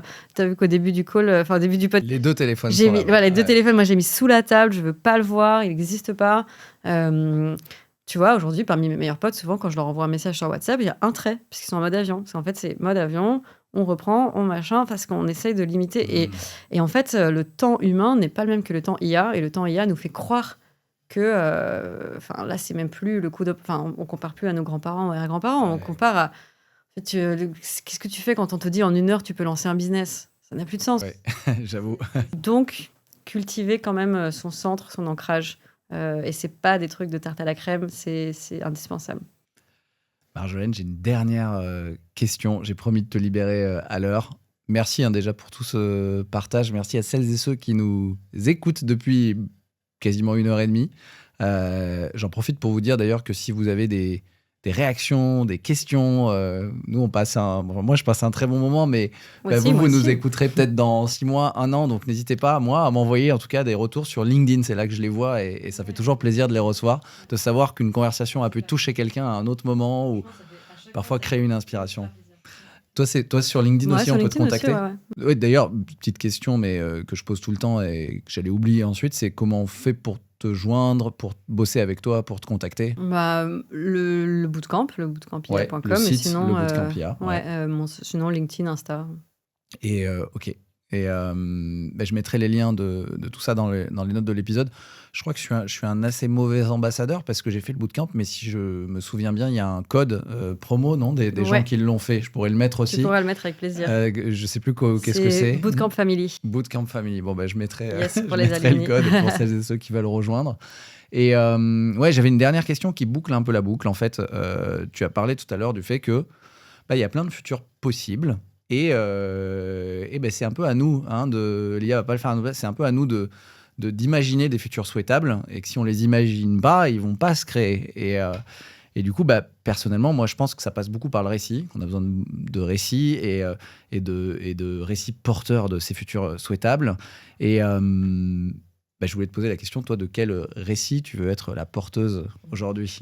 Je pense qu'en filigrane, j'ai pu y répondre, mais c'est un monde dans lequel tout le monde trouve sa bonne place, de trouver comment il a envie de contribuer. L'idée, c'est pas de devenir tous scénario Wall-E à perfuser avec des sodas et des séries en boucle, mais c'est plutôt de se dire, en fait, peut-être que le revenu universel ou autre mécanisme fait que on a tous une certaine sécurité, ou en tout cas, voilà, qu'on va arriver vers un moment d'abondance, parce qu'en fait, il existe déjà. C'est juste une politique économique qui fait qu'il y a des inégalités, mais l'abondance matérielle est là, point. Donc, c'est pas un rêve pieux, c'est juste déjà là. C'est juste des choix derrière. Et que du coup, on va pouvoir l'instaurer, en tout cas un minimum d'abondance pour tout le monde, si ça fait sens. Et que du coup, chacun va pouvoir... qu'on va réussir à ne pas transformer ça en une société de l'oisiveté qui, avec son bon et son mauvais, mais qui aurait du coup, qui laisserait des gens un peu oisifs et sans but, mais qu'au contraire, on arrive à créer des valeurs, une culture qui fait qu'on peut être pas au pied du mur, on peut être bien et quand même avoir envie de se dépasser, de se challenger, de contribuer, de s'entraider, de créer des choses, et que la rémunération de ça ne soit une partie pécuniaire, financière, qui augmente notre abondance à chacun, mais d'autres façons d'être remercié. Et en fait, tout ça, ça existe déjà. Le travail non rémunéré, le travail à la maison, les assos, les quartiers, les communautés, enfin, tout ce que je dis existe. C'est juste que ce soit le récit dominant. Et c'est un gros changement. Les élections présidentielles sont l'année prochaine. Ouais. Je vais voter Marjolaine. Gros programme, ouais. Merci beaucoup pour ton Mathieu. temps et ton énergie et ta générosité dans tout ce que tu as à partager. Merci. Trop cool. Merci de m'avoir accueilli.